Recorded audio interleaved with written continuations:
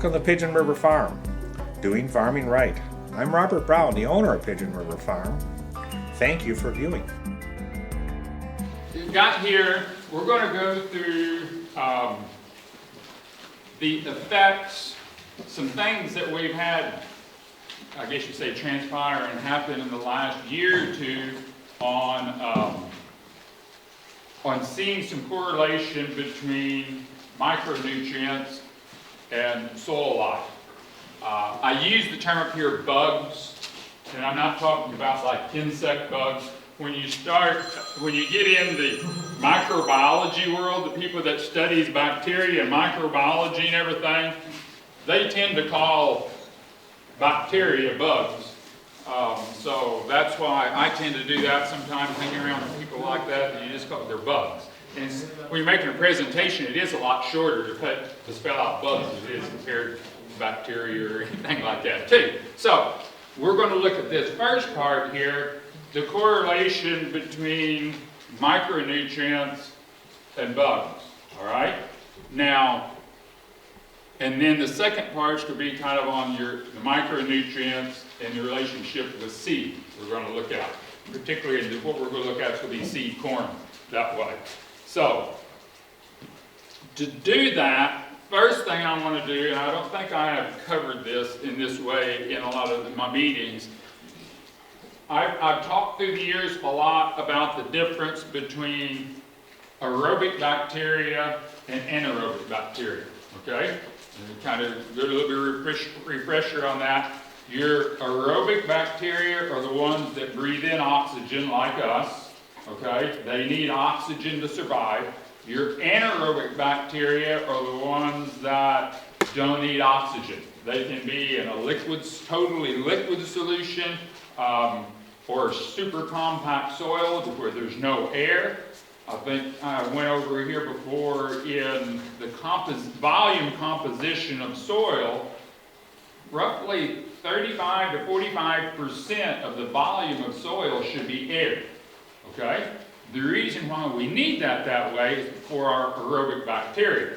Now, when I have here three types, now what I'm talking about here with types, and I'm going to kind of focus just strictly on the aerobic bacteria side, the oxygen breathers. Within that group, there is three types of these bugs or bacteria. The first one is what they consider free living. And that's kind of a term in the microbiology world they use. It's a free living in the sense that when we think of free, that it doesn't have to live or grow and dependent on anything else in the sense of other bacteria, fungi, or even plants, okay? They're free living, they're self-supporting, okay? Some of our nitrogen-fixing bacteria that's like in the zone infix product falls in this category. They're free living. They just work in relationship with organic matter and the clay particles of the soil and taking nitrogen gas out of the air, N2 gas out of the air, and affixing it into the soil, okay? That's your free living. When we get into our symbiotic bacteria is the second type. That's the type that has to live in a relationship, in particularly with plants. Okay, everyone of you is familiar with that in the sense Rhizobium bacteria is the ones that infect the root of a plant and make the nodules. We all want to look and find nodules on our alfalfa and our clover and our beans and peas. Those bacteria that make those nodules is considered a symbiotic type of aerobic bacteria, okay? They have to have a host.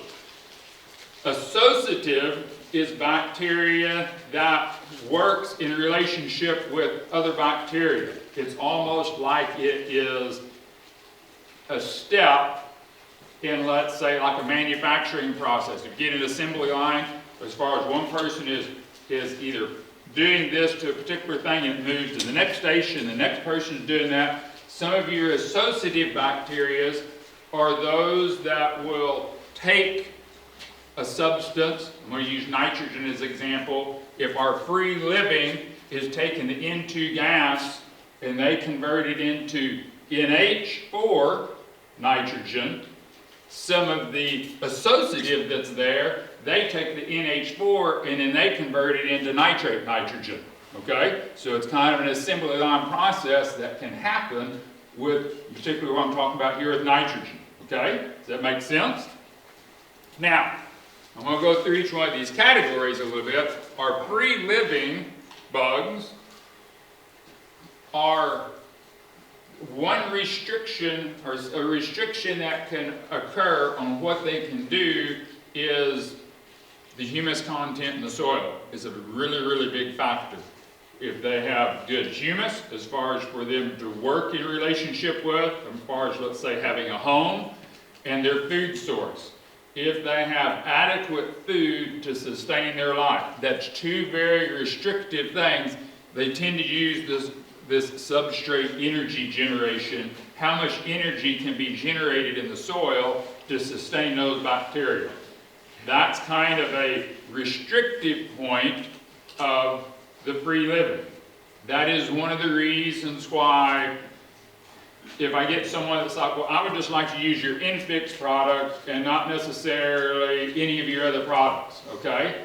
That's a good example of this is like our soil spray, where we have our soil spray, where we're wanting the Infix, the soil supplement, and the MS crystals. That would be the very basics of what I would consider the very basic of a soil spray. The reason being is, we have the Infix, or bacteria, some of them are the free living. We have the soil supplement. The soil supplement is 6% humic acid. So I have some liquid active carbon right there with those bacteria to where if you are short of humus, carbon in your soil, I want some of that soil supplement right there to sustain these type of bacteria. The third ingredient was the MS crystals. Obviously, that's a carbohydrate source. In case you do not have, at that exact point, when they're trying to get a home established in the soil, if there's not enough energy, if there's not enough carbon, active carbon for them to live in, all the ingredients for these type to survive is there in that spread. Okay? That's kind of the reason why sometimes I just want to use the Infix. I don't want to use the other stuff. Well, if you want to, but I'm going to let you know, you may be restricted in what happens. Okay? Hey, Brian made it. Welcome, Brian. I told everybody, so we didn't kick you out, Brian. So, okay. Now, this is something that I know we haven't covered before. Now, something about the free, not just the free living, this is going to go into the other ones, but I'll bring it up in this one. Any of our nitrogen fixing bacteria that can be in the soil, okay? They all are regulated or mediated by a nitrogenous enzyme. Those of you that's been coming to our meetings and information, that's one thing that I have talked a lot about is enzymes. We need enzymes. The MS crystals, it's a high enzyme sugar. We talk about that we fortify the Aqua 10, the soil supplement, the kelp grow with liquid enzymes in those products because we see how those enzymes are so critical to soil and nutrients being able to function correctly. Okay? So, this one particular enzyme, this nitrogenous, is very unique to nitrogen-fixing bacteria, okay? And it is a necessity for those bacteria to be able to take that nitrogen gas out of the air and put it in the soil. If we don't have that enzyme functioning, they cannot do that, period. Okay? Now, this nitrogenous enzyme, there is 3 different types of nitrogenous systems that these bacteria use. They're all 3 based on oxygen. I have their O2, that's oxygen, like what we need out of the air that we breathe is O2 oxygen, okay? So, there's 3 of them.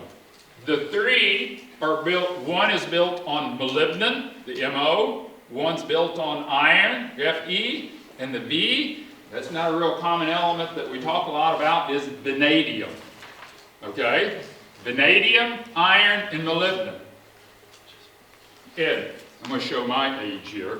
I remember when you get alfalfa or clover seed, you had to get this little bag of black stuff, you're laughing over here, and that was for what? That was our inoculant, because it had the bacteria that was going to nodulate that clover, or if you had one for soybeans, or you had a different one for alfalfa. Usually alfalfa and clover is technically the same, but if you had peas, lentils, you had a different family, okay? And you had this little packet, and most of the time that powder was what color?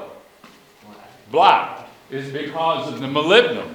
It was fortified with molybdenum in that powder with that bacteria, because they recognized way back in time that we needed molybdenum. They didn't really completely understand why. They just knew we need this molybdenum with this bacteria in order to have nodules on there. It's like you put those together, you have nodules. So we just do it. We didn't quite completely understand why, but it was one of them things, you just have to do that.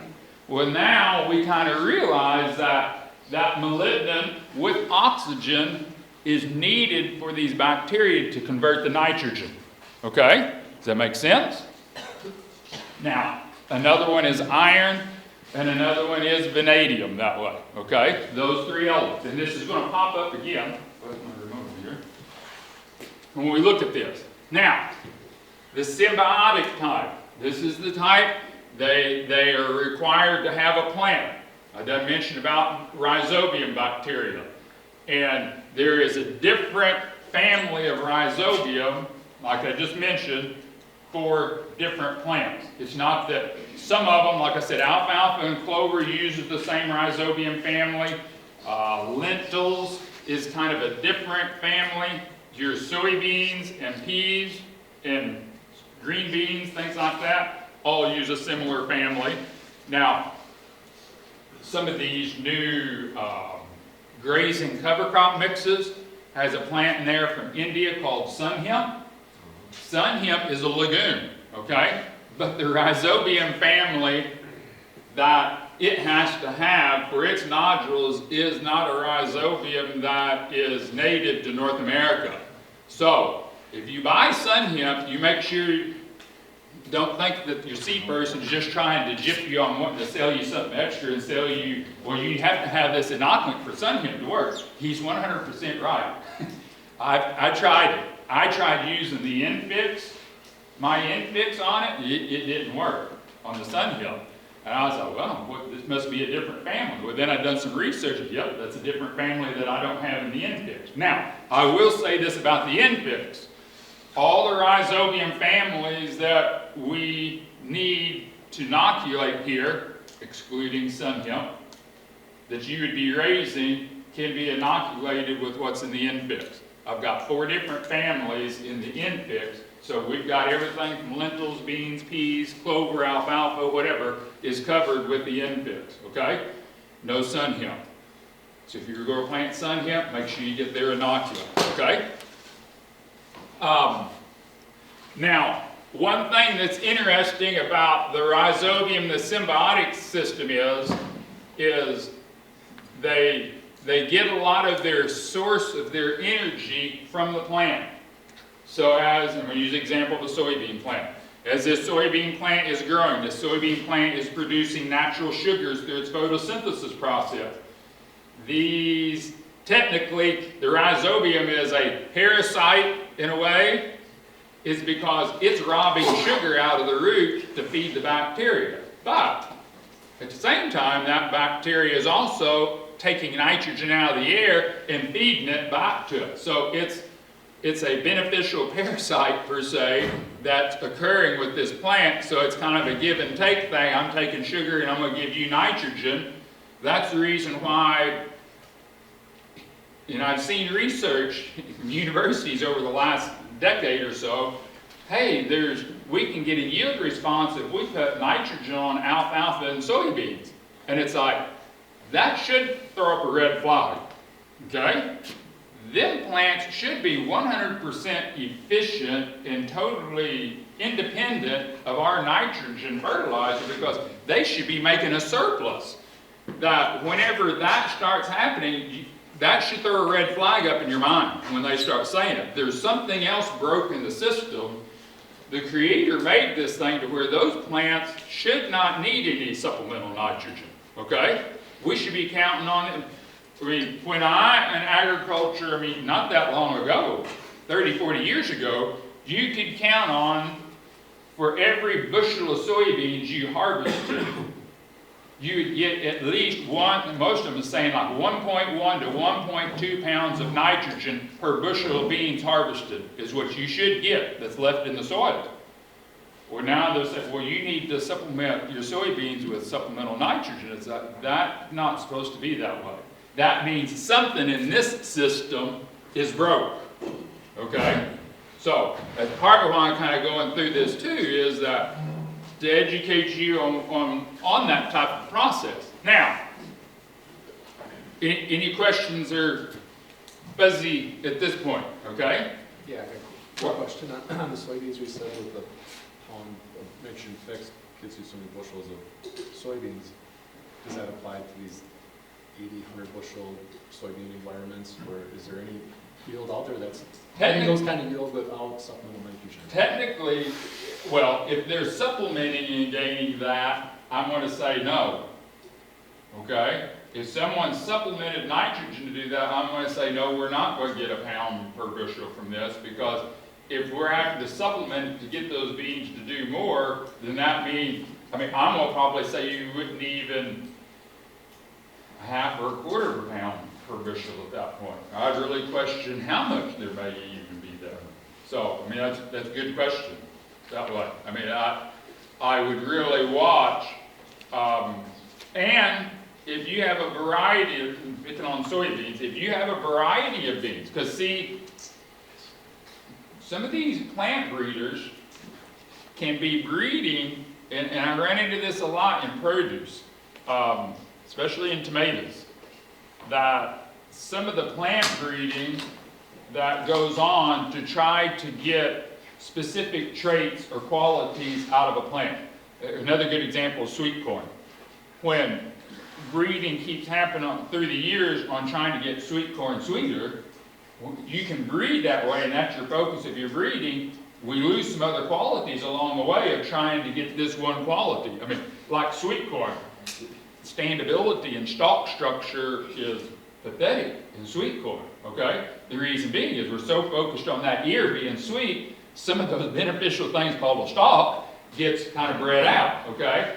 And that's something that if you get soybeans or whatever that's bred for a fertility program of needing that, they may be breeding that for that yield with nitrogen, and some of this symbiotic properties may have got lost in that breeding process. Okay? But really good point. Oh, yeah. That's okay. Well, that was good. Two birds with one stone. That's great. Okay. Now, associative bacteria. Are associative, they must have a working relationship with either a free living or a symbiotic. And I probably need to put in here also some beneficial fungi. You get some of your trichoderma fungi. The big thing is mycorrhiza type fungi. Some of your associative bacteria have a real close working relationship with some of these mycorrhiza type fungi. Okay? And remember, those are the ones that's kind of dependent on that association. Okay? Now, I didn't mention this, but the symbiotic I have here, I think I skipped this one while I was talking, this protected nitrogenous activity. Okay? The nitrogenous, remember that's that enzyme that you have to have. The Rhizobium type families, within the symbiotic relationship, that nitrogenous enzyme is protected. You think about a nodule. If you get a nodule off a plant, it's like it has a harder coating on the outside of it, because you have to take a pocket knife or something if you want to cut it. I mean, that that's part of this protective thing. It builds this protective shell to protect the enzyme activity and the bacteria. That's just kind of the way Rhizobium bacteria works. Also, you can kind of think of a nodule as a tumor. Because technically, that nodule and part of that harder surface is technically part of the skin of that root system. And I'll bring that up here later on the nutrient, that bacteria is actually getting in a pore of that root and infecting that root. I mean, most of the time when we think about a bacterial infection, if I get a cut or something, you get a bacterial infection. That's a bad thing. You've got to get that taken care of.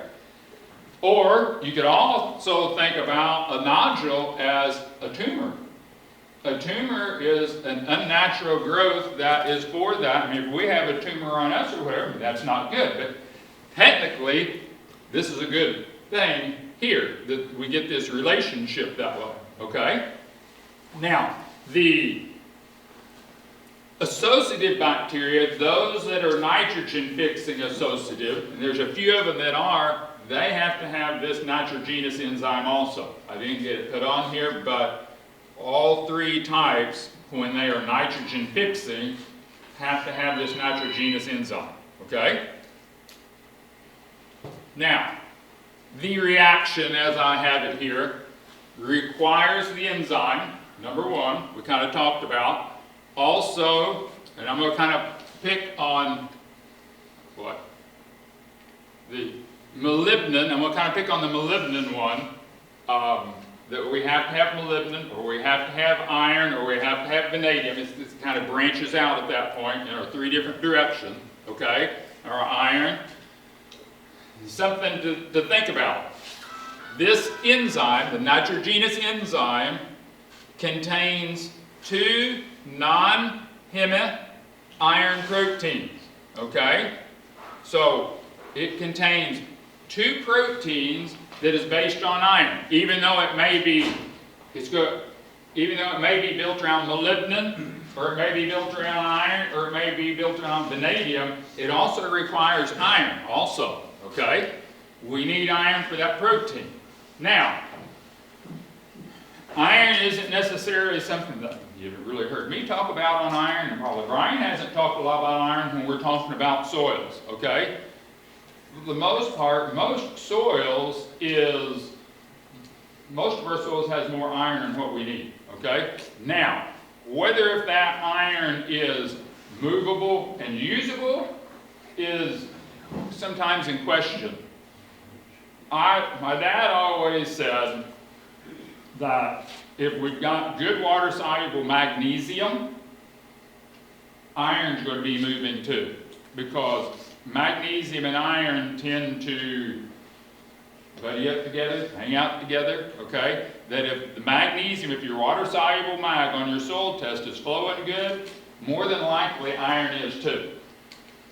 The farther I learn and the more I learn about this bacterial thing, I'm really kind of coming to a point, and I've already been mentioning it to Midwest Labs. I wish we had on our water-soluble test where we have potassium, mag, calcium, sodium, sulfur, and phosphorus. I wished I had zinc, manganese, iron, boron, and copper on that water-soluble test. Just like what we talk about with calcium and other things, just because it's on the front page doesn't mean that it's in a water-soluble state. And the more I learn about this type of stuff, the more I'm becoming concerned of, I'd like to know what the water-soluble iron level is in my soil. Okay? Just to know, that might clear up some questions sometimes when I have two different people use the infix, same rates, and you think everything looks the same, and it's like, this guy's like, I don't think this infix works. And the other one's, man, this is the greatest thing they ever made. Okay? And you kind of scratch your head sometimes, it's like, man, what's going on? I question now sometimes some of this thing on some of this iron and molybdenum and some things that maybe we need to be checking that in more of a water-soluble state. So I don't know. I keep throwing that out to Midwest Labs, about every year they ask a lot of us, is like, hey, what would you like to see done? Well, every time I fill it out, water-soluble traces, I do that every year. I sound like a broken record to them probably, but it hasn't happened yet, and so I don't know. But I wanted to bring this up. Now, effects of nutrient. Now, this is what I said we're going to talk about, okay? And I'm going to start with calcium. Calcium is extremely important in how, I'm using the example here of rhizobium, at how quick a rhizobium plant or bacteria can infect a plant root. If we don't have good water-soluble calcium levels in the soil, those rhizobium have a harder time getting that infection into that root. That can be one of the big reasons of why, oh, we don't have enough nodules on here. This is one of the things that you need to go back and look at. Where's my water-soluble calcium level at? Is it adequate? Do I have enough calcium flowing in the soil solution for my bacteria? Okay? Also, calcium is needed for the actual structure of that nodule. That if we don't have enough water-soluble calcium, we're not going to have that structure. We're not going to have, it can equate into the size of the nodule. Now, sometimes when we dig up a plant root and we get this root system, we're looking at all these different nodules, you get some bigger and some smaller, and our natural thinking is, well, the smaller ones just haven't been here as long and the bigger ones have been here longer. Well, that can be the case, or it could be, have we got enough calcium flowing for those that come along later to be able to even get any bigger? Okay? That's something to think about in this relationship between them. Also, calcium in relationship to the nodules and these bacteria is calcium kind of will work in a needed aspect as a messenger. A lot of times in plants, now, I don't want anyone to mistake me. I went through this the other day. I'm not one of these types that thinks that we can go out here as far as hugging trees and then the trees can talk to me and that I can talk. I'm not saying this, but plants do have an intersystem communication system, and they're using enzymes and plant hormones and some nutrients as like a messenger system that it can communicate with other parts of the plant, just like our body uses hormones and enzymes. Different organs and parts of our bodies can communicate with other parts and say, hey, I'm needing more insulin made, or I'm needing this communication process. A lot of times when we think in our human body, any communication process happens with the nervous system. The nervous system is the biggest part of it, but there's other aspects that communication happens. And the same thing between the soil life, especially Rhizobium bacteria, and the plant that it is hosting with, has to be able to communicate. And it does communicate, and calcium is critical in this role, okay? Having good usable calcium. Now, there is also some studies that's coming out now, scientific studies, that there is a direct correlation between the number of nodules on a legume plant and the calcium. Okay? What's the calcium level? What's the calcium level in the plant? They're figuring out is playing a big role in how it is being infected. So, hopefully back up. Anything on calcium? I thought I had one more point on that. Anything else on calcium or anything we've went so far? Is it partly the calcium also affecting cell division? Because isn't that really important for cell division in a plant? Does that make a difference for microbes? Mm-hmm. It does. Okay. And see, that's one of the things it's been recognized in the past in just some of your different plant hormones. And also, and I think I brought this up last year when I kind of went through the bacterial thing, some of the thing on bacteria. There is some bacteria that do plant, this makes it sound silly, makes plant hormones.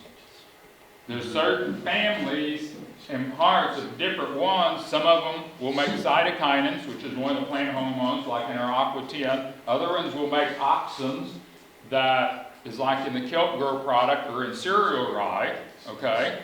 And some of them make gibberellins too, another plant hormone. So this, and some of the theory is at this point is, well, is some of those bacteria able to make those plant hormones as a part of this communication system? It gives them more or less a direct link to be able to communicate with this plant because it's making a similar hormone that that plant needs too, that it helps them in their communication system. Now that's a theory that's been thrown out at this point. It's called, well, why is these bacteria doing this? Okay? You get more evolution type things where these bacteria just kind of, they're the lower form life before that it's going to evolve into other plant life in the future. That will know. I think the Creator made things that He knew where you have this symbiotic relationship that can happen. Well, they need to be able to communicate. I mean, it's like if I don't speak very good Spanish. I know a little bit, but you get in a primary Spanish-speaking group, they talk way too fast for me, okay? My Spanish is like, okay, we need to slow way down. Well, the same thing happens between bacteria and plants. They need a common denominator to be able to communicate with, and enzymes and some of these plant hormones helps in that process, okay? Rick? You were talking about having, enough calcium. Can you specify on that a little bit? What do you consider enough for adequate? Like in our blue book, if you look in the back on the water soluble, I think it's page 53, that I like to see water soluble calcium at like 100 to 200 parts per million. So you can multiply that number times 2, gives you pounds per acre. So I'm kind of saying like 200 to 400 pounds of usable, flowable calcium in the soil is what I would like to see. As far as exactly what the bacteria needs, I'm not real sure on that. I'm kind of throwing out those numbers of what we have seen through the years in helping the soils function correctly and to keep a correct balance in the plant. Now, I'm going to assume, really sharp words sometimes, that because it's beneficial, we've seen where it's beneficial to the soil and beneficial to the plant, the bacteria is kind of sandwiched in between this, that I would think that range, now we might be able to, in the future, squeeze that window down a little closer and say, okay, bacteria needs 150 to 175. Maybe a possibility, but right now I'm saying that 100 to 200 on water-soluble calcium, okay? Now, not to get into a total soils thing, but just because you have, let's say, we was looking at some soil tests yesterday, meeting some examples I had a soil test there that had, what was that, 82% base saturation of calcium. Water-soluble calcium was 74. Okay? I had another example, someone had 67% base saturation of calcium, and the water-soluble was 115. So that's why don't just count on, well, I got 80% base saturation calcium, I'm fine. He said we need, that doesn't necessarily mean that these guys have got enough, okay? So kind of remember that. So it's Does that kind of answer what you're, okay. So the high calcium is probably a chicken litter situation. Well, or someone stumped their toe liming. Okay. And I'll say this too, because I realize I probably get a pretty good diverse group if I started taking numbers of where everybody's CECs is on their soil test. I'd say we may be ranging here from, has anyone got anything less than 7 that you know? You guys, okay. Anybody got anything over 15? Any over 15 here? Oh, don't, okay. So that's why it's hard when you get those different CECs, when I say that, if you get a CEC of 5 or 4, and you start trying to put even a ton of high calcium limestone, we can run it to 80–85% in a hurry. That's why the lower the CEC, watch it that you don't stump your toe with limestone or something like that, or we can drive it up, and your water-soluble calcium. I've seen this happen where someone over-limes and they oversaturate, their water soluble calcium number actually went down. Before they done it, well, I got 60% base saturation of calcium and they may have 100 water soluble. They lime it, take it up to 80, and it may drop down to 50 water soluble. So, did we accomplish anything? No. We created a bigger problem. And the bad thing is you pay for that problem too. How do you fix that? So, well, that's where you have to go back to, you're going to have to generate more natural acids and everything. Now, the only thing is, a lower CEC soil tends to be a sandier soil. That, my experience is, that will tend to turn around and recover better than a heavier soil does. It seems like a heavy one where you already got that much clay, that once you get to that point, oh my goodness, it's hard to ever get it back. Okay? And that's why a lot of times when we talk about hydrogen so much on soil tests, I mean, meeting yesterday, everyone's got mine's 0, they've always been 0, they're probably always going to be 0, so well, we don't need to be completely pessimistic like that, but at the same time, it does get discouraging sometimes. It's 0, it's always going to be 0. Well, it doesn't have to be, okay? But we have the lighter, sandier soils. I will say this, be very, very cautious with a calcium carbonate type product. That's why when you start getting CECs of 5 and under, I almost only stay with like a pelletized lime. Completely stay with the regular, away from an ag lime. Just because it's so easy to overdo it. With a pellet lime, you can kind of come near spoon feeding it along. Well, let's put 300 pounds, that didn't quite get it, let's put another 300 pounds next year, and you can kind of tweak it a little better than, and sometimes it may not be the farmer's fault. I've heard farmers call me and say, you know something, on your soil test, you recommended 1.5 tons on my field, you know? Well, I got my bill on my limestone where I had someone come spread it, and I divided it out, and it looks like they actually got about 2.5 tons of the acre. Well, it wasn't the farmer's fault. And that's when I get a little leery on lighter, sandier soil, because the farmer may be having someone else spread it. It's kind of out of your hands and out of your control at that time that it ends up being 0 hydrogen, okay? Anybody else on that? I don't want to leave that if someone's got a question in their mind on that. So, okay. Now, sulfur. Now, calcium and sulfur is kind of a bandwagon everybody here, drum that everybody hears me beat on. Brian? So you were talking about end fixing this initial thing, I missed the first part, so I didn't know what. The what? Was this end fix you were talking about?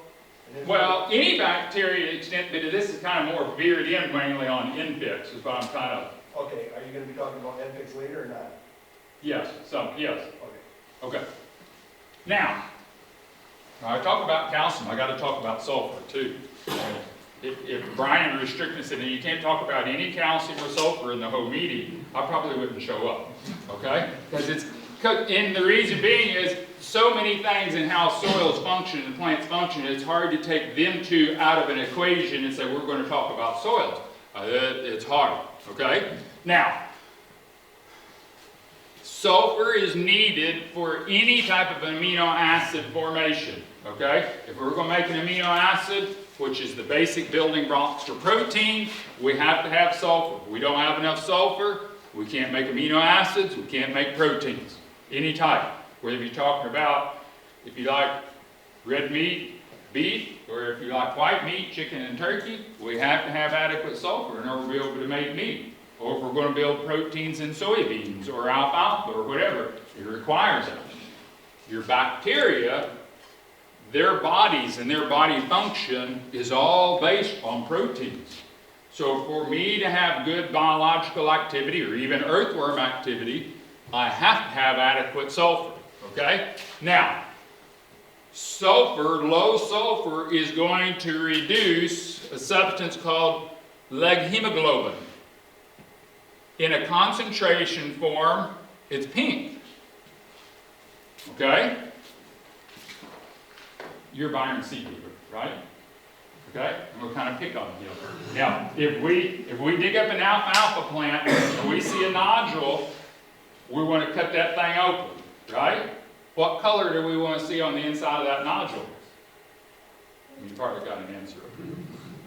It should be pink, or the darker the red the color, the more thriving that nodule is. If we cut that nodule open, it's a tan color or brown color, it's dead. It ain't functioning. Because there's no leg hemoglobin functioning there. The leg hemoglobin is what gives it that red color. All right? Human anatomy. Does that word sound similar to anything in relationship to human anatomy? Let's see how many people are on human health. Ryan? Blood? Another hint? Hemoglobin? Your blood hemoglobin? Okay, what color is blood hemoglobin when it's exposed to air? Dark red. What is our blood hemoglobin built around? Iron. He's good. We have to have iron. Just these bacteria functioning the same way. They have to have usable, functionable iron in order to have that pink color. Now, that leg hemoglobin is also a semi-type of protein amino acid. It's also relied on the sulfur at the same time. Okay? So, a little bit of the human anatomy side of this too. Okay? Now, a little extra food for thought. Blood hemoglobin, built around iron. All right? Chlorophyll. Chlorophyll is the green pigment, or some people calls it, which is true, the blood of a plant. Chlorophyll, the structure of chlorophyll and the structure of human blood hemoglobin is identical, except for one thing. Blood hemoglobin is built around iron. Chlorophyll is built around magnesium. Everything else of the structure is the same. So we can eat green, spinach, kale, anything that's a dark green color plant has lots of chlorophyll in it. If you ingest that and then you, let's say, eat plant, beets is a good deal, it's got both. Beet tops is extremely high in natural bioavailable iron and deeply rich in chlorophyll. You can consume that and completely rebuild blood hemoglobin, and you don't have to have a blood transfusion. You can do it. I mean, I've done it with a lot of people. I'm anemic. I can't hold my blood count. Okay, let's take some yellow dock, burdock, and let's get some concentrated chlorophyll. Take them at the same time. In a month, you can have someone's anemia turned around. If they're eating right, not eating a bunch of junk food at the same time. If you eat, clean that up and do that, you can turn around someone's blood hemoglobin really quick, okay? So, now, also sulfur slows down ATP. ATP is an abbreviation of a really long word of the sugar energy complex that every cell uses at the DNA level, okay? So for the DNA nucleus of a cell to be able to divide and make the next one, we have to have a good ATP number. If we don't, it ain't going to happen. Sulfur is required for that. Also, sulfur decreases, here's this enzyme again, sulfur decreases the nitrogenous activity and ability to function. All right? Also, sulfur plays a big factor in the number of nodules. You know, we talked about calcium too. I mean, calcium play a factor into this too. But sulfur on the number of nodules and the weight of a nodule. How dense and heavy that nodule is. Okay? Sulfur plays a big factor in that. Okay? Now, any questions on sulfur? We're going to move to molybdenum. Molybdenum is a metal. It is a component of the enzyme nitrogenous. Also, we done kind of talked about Rhizobia bacteria. Rhizobium has to have molybdenum for their life function. Also, a study from back in 1998 that I found here recently, that they said maintaining soil pH, I'm trying to abbreviate this down, maintaining soil pH and adding molybdenum can enhance nodule and seed yield by 370%. Molybdenum isn't needed in large amounts, but it plays a big role when we start talking about legume plants. Okay? Molybdenum is very, very important. Now I will say, in the TR3 and the BR5 product, they have molybdenum in there. Okay? That's part of the reason why, from the very beginning, those products has always had molybdenum in there. From when my dad first kind of put that TR3 product together in 1983, 84, we had he wanted molybdenum in there because he was already kind of realizing that molybdenum, kind of from Rhizobium thing and everything, that hey, this may be important to biological life, that there is molybdenum in both of those products. Now, I will say this, if I have some organic people here, and because trace minerals is regulated, you have to show a deficiency in order to be able to use a trace mineral. Sometimes some certifiers, the organic people, kind of frown on sometimes people using TR3 or BR5. And it may not be for TR3 is high in zinc, we like using it for corn. It may not necessarily be because the zinc's high. Well, that's where myself or Brian or somebody is like, hey, we do have a straight 10% zinc. And I said straight. It is straight. Only thing it's in is zinc and sulfur.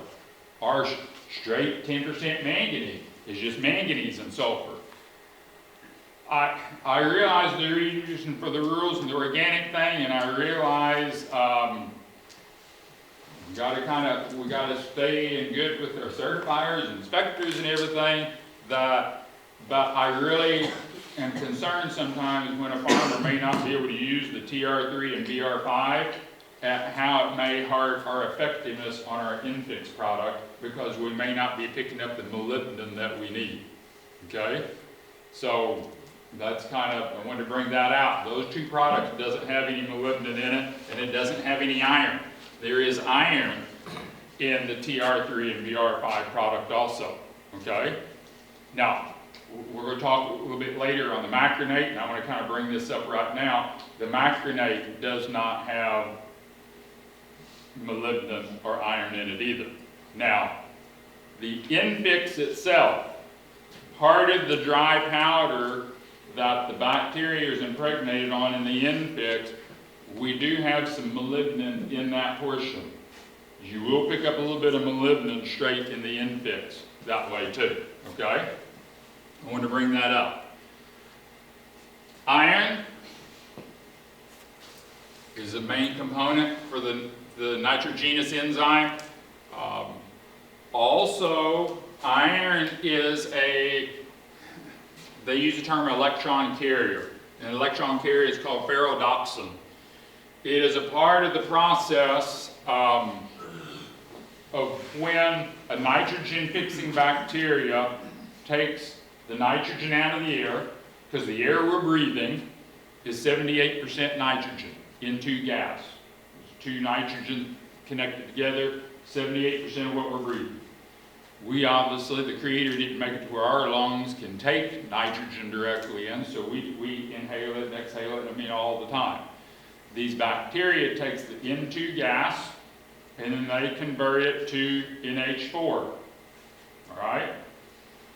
During that process, when you look at it chemistry-wise, there's extra electrons. Electrons is kind of the energy source of an atom that spins around the outside, okay? When you do that converting, there's extra electrons left over. Well, you just can't have electrons just floating around. That's what happens when you have a nuclear bomb explosion that goes off, okay? You have electrons kind of bouncing around and neutrons that ain't attached to anything. We have a big problem. The Creator had that figured out, that during that process, he uses iron, this ferrodoxin compound that works in relationship to the enzyme, that the bacteria say, oh, we got some extra electrons, and I'm oversimplifying this. We have some extra electrons, so we're going to stuff it into this iron bag and store them, because when we go to a step later, some of the associative bacteria, when they're doing some of the changing from NH4 to nitrate and some of the other forms, they need some extra electrons to make those things fit. So this iron is important in this container per se. It stores extra electrons in and they can pull them out as they need them. It's the best way I know how to describe it. It's amazing how the Heavenly Father made stuff like that. I mean, it's just, and what amazes me is all of that, he spoke it and it happened instantly, that he figured this stuff out in whatever, 1/1,000,000th of a second. Oh, we're going to do all this, boom, and it's happened. And so it's amazing how that happened. Here's our leg hemoglobin showing up again. Also, this is another, like that one I had earlier, I have kind of who did the study in what year. That other one earlier, I think, was in 98, I think is when that other one was. They did a study in foliar spraying iron can increase viable nodules. See what they did? They foliar sprayed iron and it increased nodules. The foliar spray is on top. The nodules is underneath the ground. And sometimes I've heard people say, well, if you just foliar spray, you're mining the soil and it really doesn't have any impact on plants. This was a university test. They proved that foliar spraying iron will increase the number of nodules, okay? It's one of the reasons why the TR3 and VR5 has some iron in it. When we foliar spray it, or if you have it in like a seed starter in the furrow, that's very important, okay? I don't know what's going on with my computer, the projector or whatever this morning. Back to our line thing we was talking about a while ago, okay? High biocarbonates decreases iron availability and photosynthesis. So if we have too much carbonates, magnesium carbonate, calcium carbonate, different forms of carbonate, if we have too much of those going on in the soil, it can negatively affect a plant, even in slowing down the photosynthesis process. All right? So we don't think that, oops, I overlimed it, took my hydrogen to 0, oh my. Well, it has a bigger impact than just, oh, we zeroed our hydrogen out. Okay? It's kind of a snowball effect that can occur when that happens. And I guess the reason why I'm a little dogmatic on the lime thing, I've seen so many farmers through the years get themselves in trouble where they overlime. And most of the time, the reason, and I hate to say this about us, and I'm me in this category too, we're like, but lime is the cheapest thing input per ton that I can buy. So let's use that. Just because something's the cheapest doesn't mean that it's the best for what I'm needing, okay? Now, I'm not saying you gotta go out and buy the most expensive whatever, and that's going to function better. That's not necessarily true either. There's a thing called debt that throws on the other side of that category too, all right? So think about that with iron. Boron. We were talking about boron earlier. I said we was going to get to boron. Boron is essential for nodule attachment to the root. How well that nodule, you've probably seen this sometimes, I have, you get a root of whatever, any legume, and you're messing with the roots, and it just seems like some nodules just wants to fall off, and you get some that you almost have to pluck them off a root, okay? I've seen that. A lot of that has to go back to the boron. And then if you notice here, boron is 4 to 5 times higher in the nodule than actually in the plant root that nodule is attached to. So boron is very, very important in how these nodules function and their survivability. Because if that nodule detaches from that root, even if it's in the soil, not enough boron, not enough calcium, that nodule is going to die prematurely. So this is something that we have to watch about. And that was out of the study there in the year 2000 on the boron. Cobalt. Okay, low cobalt also slows the infection rate. We said that about calcium earlier. Calcium slows infection rate, so does cobalt. If we don't have enough cobalt, we're not going to have active rhizobium. Also, rhizobium working with the root. Let me phrase that. Also, low cobalt retards nodule formation. slows the infection of the bacteria. It slows the formation of the process of the nodule also. Cobalt is needed for the movement of our leg hemoglobin that we was talking about earlier. That's essential for that pink color, the activity, the iron part of that plant. Cobalt is essential for that. It's also needed to increase the bacteria content in each nodule. The more workers we have in each nodule, the more nitrogen that we can get in that plant, okay? Now, let me back up. Let me cover that here later. Nitrogen, and this may sound silly, where we're talking about something like the Infix product, where the Infix is supposed to be making me nitrogen. But there's two studies here that I come across, and I wanted to put this in. Low levels of nitrogen can retard bacteria growth, okay? Here's kind of the reason why. You think about, I got a nutritionist back here in the back, okay? So he can back me up on this. We can, on paper, we can convert nitrogen to protein and protein to nitrogen. Right, Brian? It's a simple little number of, what is it, 6.25. Either we multiply or we divide, depending on which way we're going, okay? Remember earlier what I said about the bacteria in relationship to sulfur and things? They're based on proteins. So, if our soil is extremely deficient in nitrogen, that is going to slow how quick these bacteria can multiply and divide. Because if there's not enough nitrogen in the system, and they're trying to fix some, but for them to get started, like with a new, let's say, soybean plant or alfalfa plant, for them to be sitting at home and they're trying to make these nodules and doing all this work, they need a little bit extra nitrogen. That's one reason why whenever I look at a soil test, and if I look at your nitrate nitrogen, Midwest Labs will put nitrate nitrogen on there in parts per millions and pounds, okay? If that nitrate nitrogen level is below 20 pounds per acre, especially at the end of the season in the fall, I'm really concerned for these guys. Not necessarily indirectly for your crop next year, but if these guys don't have enough reserve nitrogen, we could lose a portion of them through the winter. That's a question I get asked a lot about Infix. Well, if I apply Infix this year, do I have to do it next year? Do they stay to the next year? Well, one reason why I hesitate when someone says that is because this can play a big factor in that.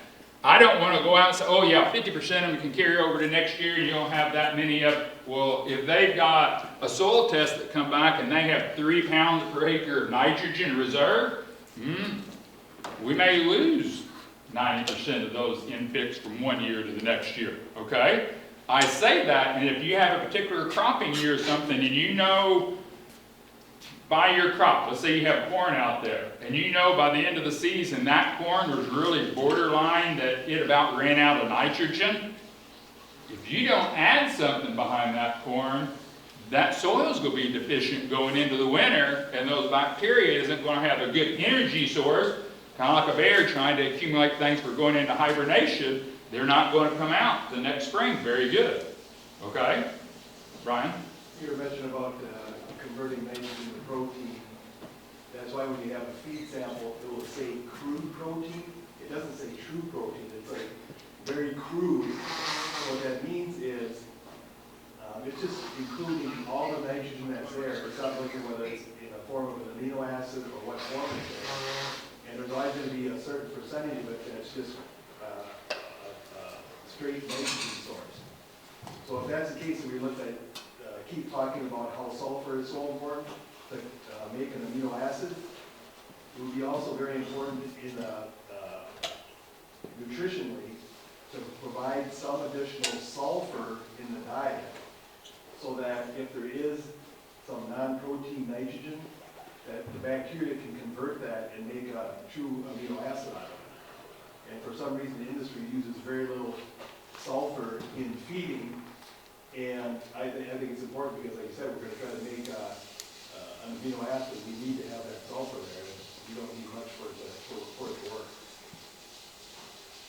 Before I learned that from Brian, I was already using yellow salt blocks for my beef cows, which that's, what is that? I think they're like 3% sulfur. The yellow salt blocks are the brain is.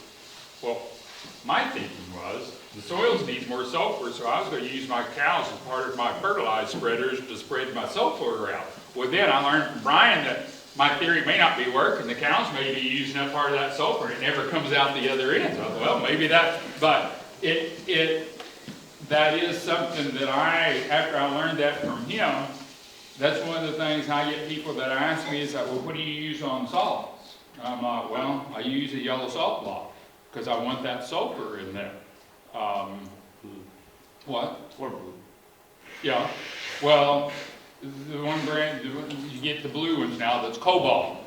Okay? After I learned some of this thing a couple slides ago on the cobalt thing, then I was like, my local feed store that had these blue blocks, and they only had one. White blocks, man, was stacked up like this. Yellow blocks is about like this, and there was like 1 or 2 blue blocks. Well, I snatched all the blue blocks out, and I was like, hey, cobalt. So I will say, I do kind of rotate, especially with my mama cows, between a blue block and a yellow block. They finish up one, I'll switch to the other color, back and forth. I do that. So that's, I'll throw that out. That's extra, no extra charge for that part. So, okay. Any questions so far on this before we move on? While we're on the subject of sulfur, this morning I had a question. If sulfur is talked about so much in the soil, why isn't it more in the human health supplement? For me, it is. But and I think the reason, I don't think it should necessarily need to be mentioned in the human health diet. Because if the meat and milk, the cows had sufficient sulfur, remember I said for building amino acids, if they had the sufficient sulfur they need, and we're consuming a moderate amount of meat, it shouldn't be a problem. You get some, and I don't want to step on anybody's toes, I doubt this group's going to be this way. If you get someone that's 100% vegetarian, there is some aspects of things of meat that we need. Some of it's sulfur, and some of it is natural fatty acids. There's some fatty acids that we can only, everybody's like, well, I want to get my beef down really, really lean. Well, we need some of those fatty acids. If not, this heart don't function correctly. That if we don't get those ALAs and some of these other fatty acids, that's the natural lubricant for our circulatory system. So, sulfur and some of those things, and I realize that's a lot of other nutrients, it's that way too. If we had a really good diet, we wouldn't need to take any supplements. But I do think that sulfurs should be, in some people's supplements, you should have some sulfur there.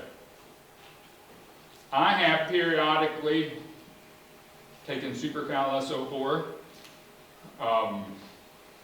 and you got to watch it with it, because some of you've heard me talk about if you overdo Supercal, especially in front of corn, we only do 150 pounds of Supercal on the spring before corn. If not, you knock too many heavy metals or herbicide residuals, and we can plug up you heard me talk about plug up the filters, and you can plug up some filters here too. If you just kind of getting into doing like a body detox thing, and you start taking too much a good calcium sulfate gypsum, it's going to detox you just like it does in front of that corn plant.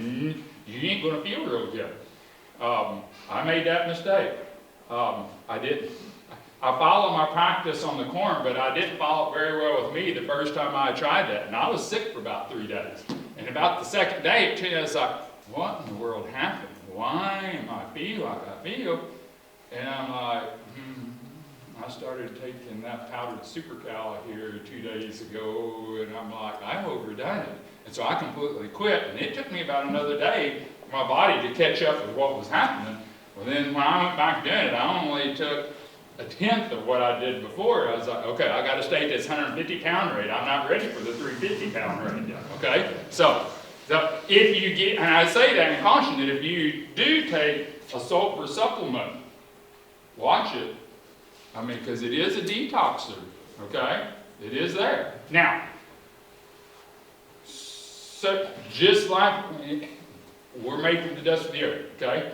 I didn't plan on getting into this now, power plant, JIP, and whatever. But remember, we've talked about this. The forms of sulfur in the soils affect bacteria and affect things. We want a sulfate or an elemental type of a sulfur. We don't want sulfites and sulfides. The same thing applies to you. If you're going to take a sulfur supplement, you make sure you know what that is, and we don't get any sulfites and sulfides. If you get any of them, man, especially if your system isn't just right, okay? I mean, I've had some situations where I got some food things that had some sulfites in it. I didn't realize it, and I didn't think much about it. Oh my goodness. I don't ever get headaches, but I had a head-splitting headache for about 3 or 4 hours after that. I'm like, what happened? And then I went back and did some investigating. He's like, ooh, boy, I ain't going to do that again. I'm staying away from that. So, a little extra food for thought too. No extra charge for that one either. Okay. Macronate. Macronate label. Now, if you look at this, we got calcium, cobalt, iodine, and selenium. All right? So, we got 0.5% of calcium, 1/4% of cobalt, 3/4 iodine, and 1% selenium. That's the current label here on the macronate.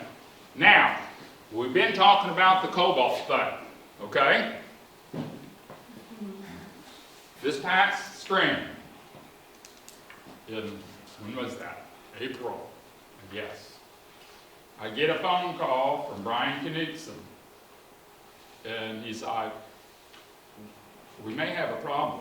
And I don't like hearing that from when one of my dealers calls and says that. Oh, let me sit down. What happened? And he went through this scenario, and I don't know if the person here that I've been telling this story in other places. I had to worry about the person being there. So here, I got to kind of watch that. He had a situation where a lot of you know with Brian that he really emphasizes this macronate and putting it in foliar sprays. Okay? And kind of because Brian is really kind of the reason why we ended up making this product. I made a mistake whenever that was in 2010, 2011. I asked Brian, I said, hey, is there anything else that we don't have in our program that might be beneficial? And he didn't even hardly let me get it out. Cobalt, selenium, and iodine. And I'm like, ooh, okay. And so that's how this product kind of got started, because where he was seeing deficiencies in the cows on them primary 3 things. So I kind of went home, went to work on trying to come up with something that we could foliar spray. Okay, back to this spring. One of the customers that was used to doing that, putting the macronate in the foliar sprays, this spring, somebody was mixing up the tank mixes for doing the soil sprays. Okay, their plant was spring oats, isn't that right? It was, I think, oats, planting spring oats this past year. They were doing the soil spray and everything, and someone got confused if they were doing a soil thing instead of a foliar, and so they did, the way I understood it, put the other components for the soil spray in, but put some macronate in too. And then they caught it on the next tank batch, wasn't it? They did one, they caught it in the second batch, and then they noticed, that's when the farmer called Brian and said, hey, we got something going on here.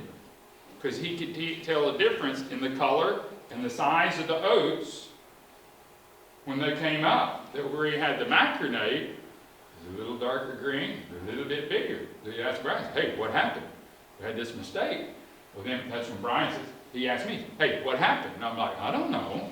I'm like, we always talked about using this in foliar sprays. We never really talked about using it in soils.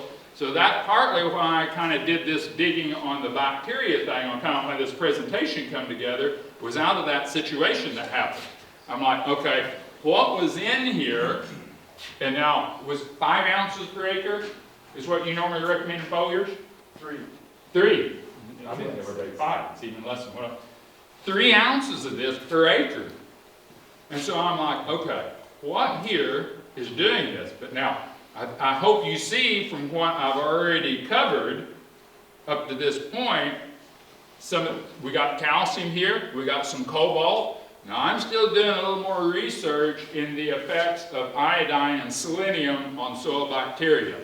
I haven't really got to the bottom of it. I didn't put any of that in here. I'm still trying to, doing some gleaning from some scientific journals, trying to find something, if there's a connection between them also. At this point, I'm kind of banking it all on the cobalt that was in this product, okay? Now, I'm not saying that everybody, because if you go back and look at my program guides back here, I haven't added macronate to the soil sprays at this point. I'm throwing this out, and it's going to be kind of dependent, because I think my next slide, this is selenium. I'm trying to find one on cobalt, on availability. The red is selenium is usually scarce. I mean, it's found very little in the soil. Yellow is sometimes scarce. Now, I mean, we're over here. You guys are in the red area. Selenium definitely is going to be short in your soils. I'm kind of finding a little bit of some data from the U.S. Geological Society on cobalt. I'm trying to find some better quality maps that shows it. Cobalt is very similar and tied really close to the availability of selenium too, okay? It's from what I've seen so far. As I find more, I mean, probably in future meetings I may have more on that, but I wanted to show you on that.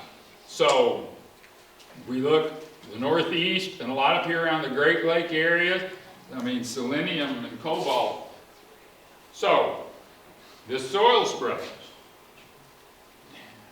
What I recommend at this point is, on your particular farm, you could be doing multiple tank mixes of soil sprays, or even corn starters, where you're doing liquid starters in furrow.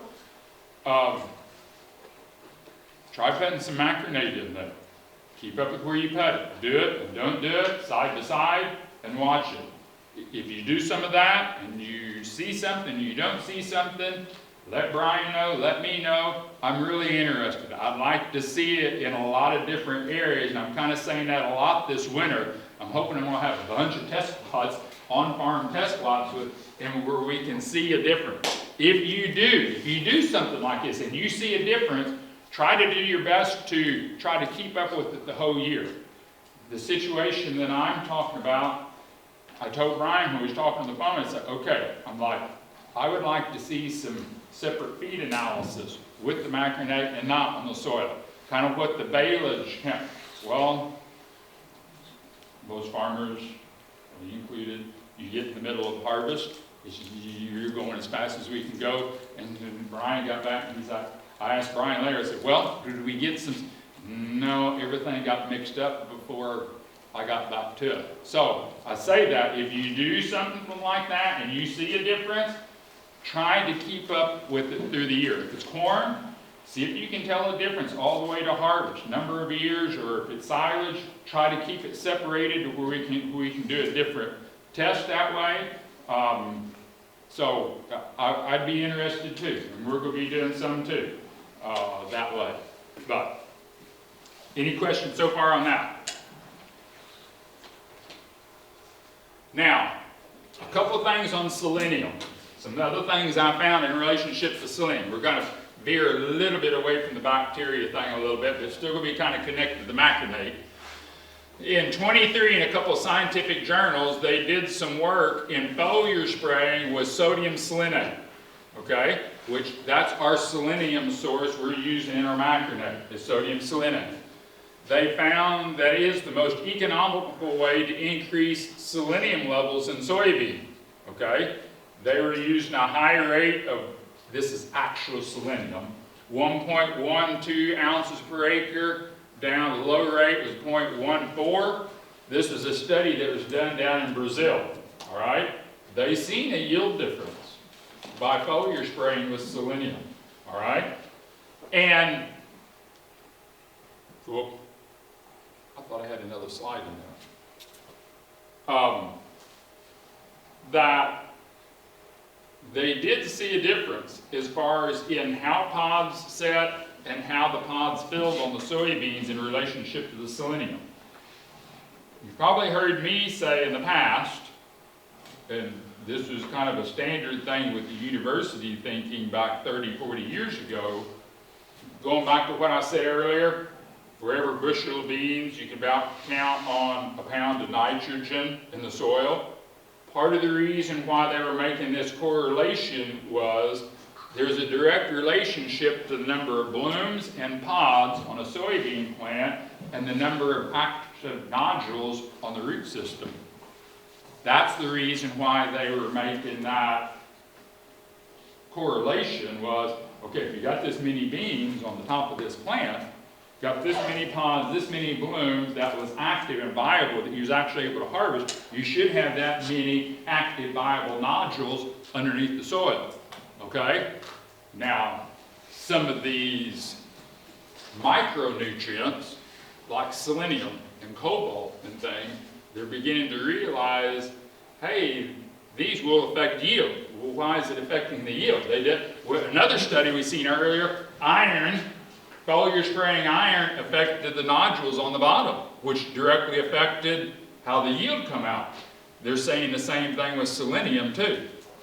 That if your soils is low in selenium, the big, a factor, shouldn't say big, a factor that could be limiting soybean yields could be selenium.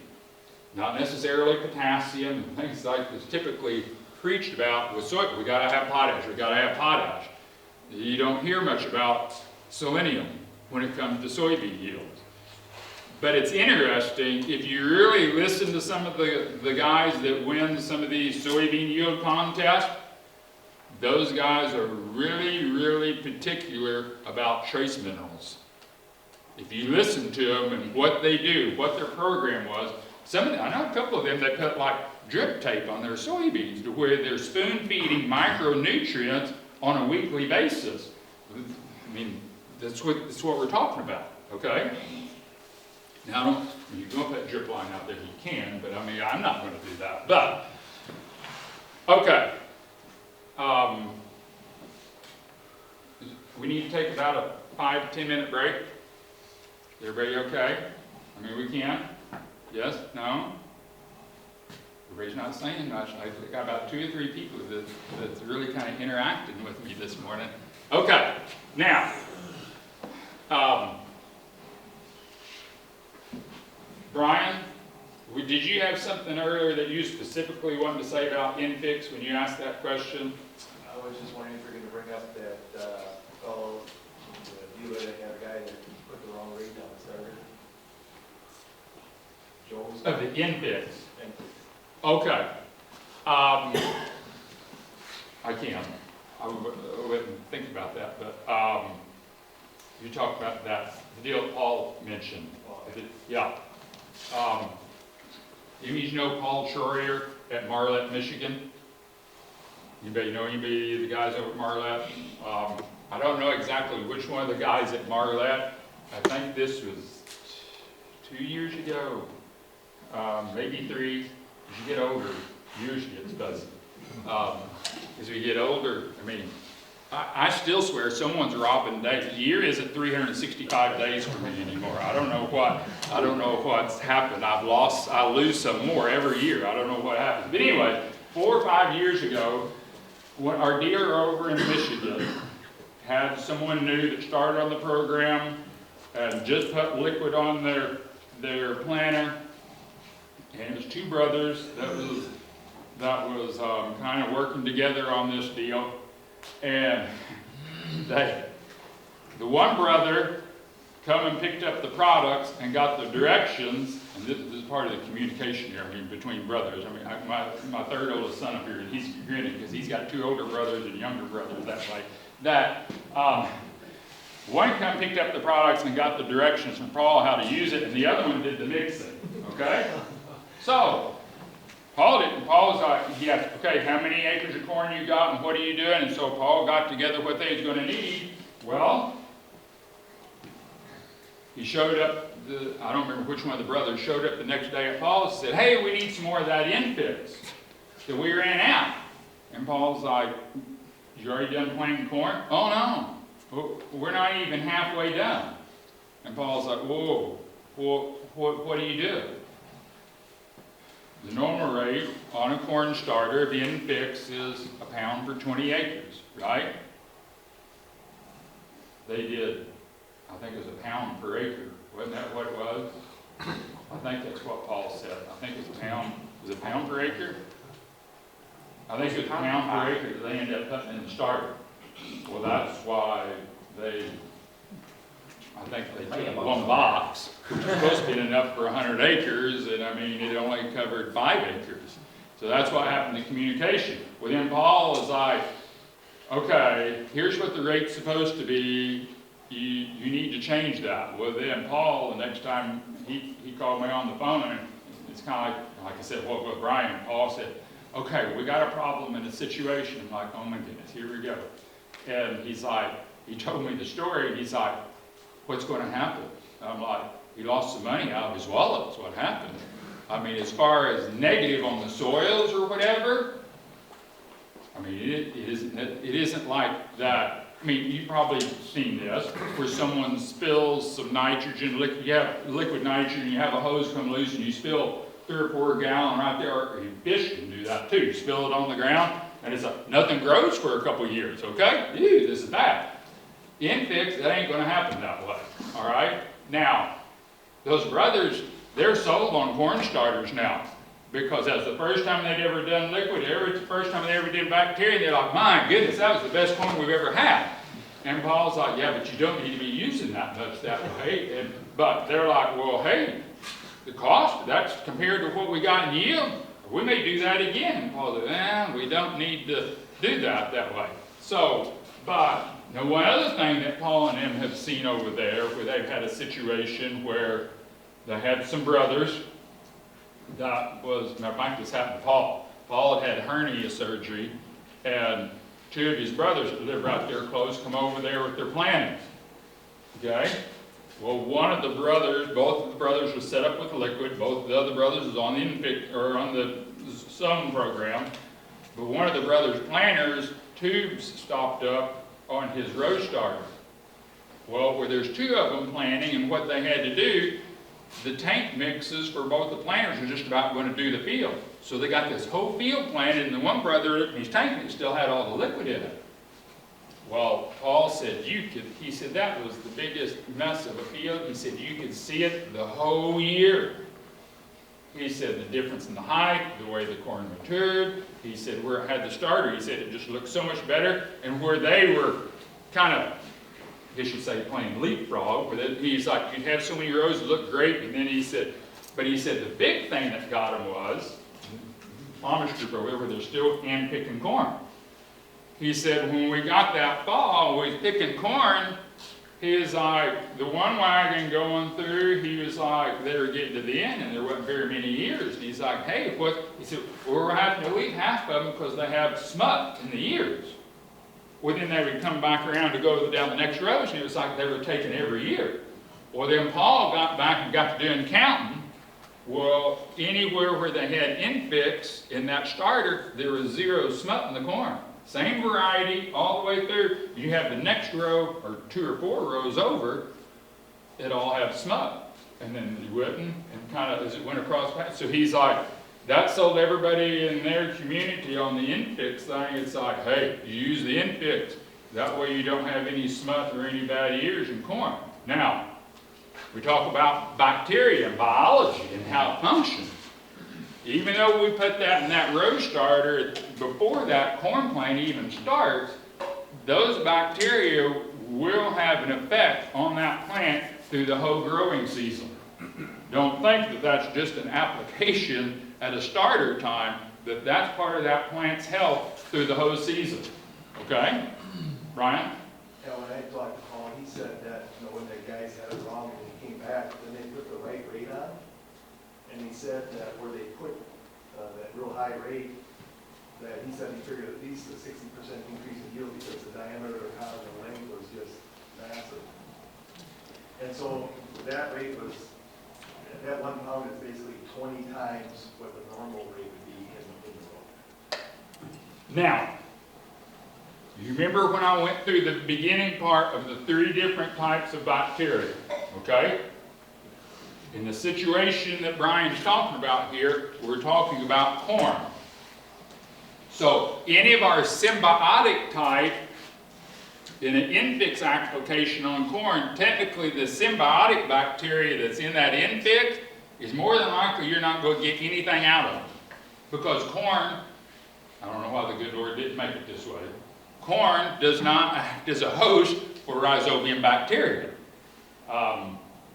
So the free living bacteria is going to be the primary ones that's making nitrogen to a corn plant or grass. We're going to talk about grass that way. You remember what I was talking about on one of the limiting factors on our free living ones is the humus and the energy content. Now, let's say, you can kind of build a scenario here. Let's say you had a really good cover crop, or let's say you had some alfalfa that you're plowing down going to corn. We have a lot of digestible organic matter that we're putting into the system. That's a lot of active carbon. That's a lot of active sugars that's going into that system. You have a scenario, that's one of the reasons why we make the rate on the row starter lower than what the broadcast soil spray is, okay? We get the broadcast spray, we're more or less, if all your spray tips are working right, we're covering every square foot of our area.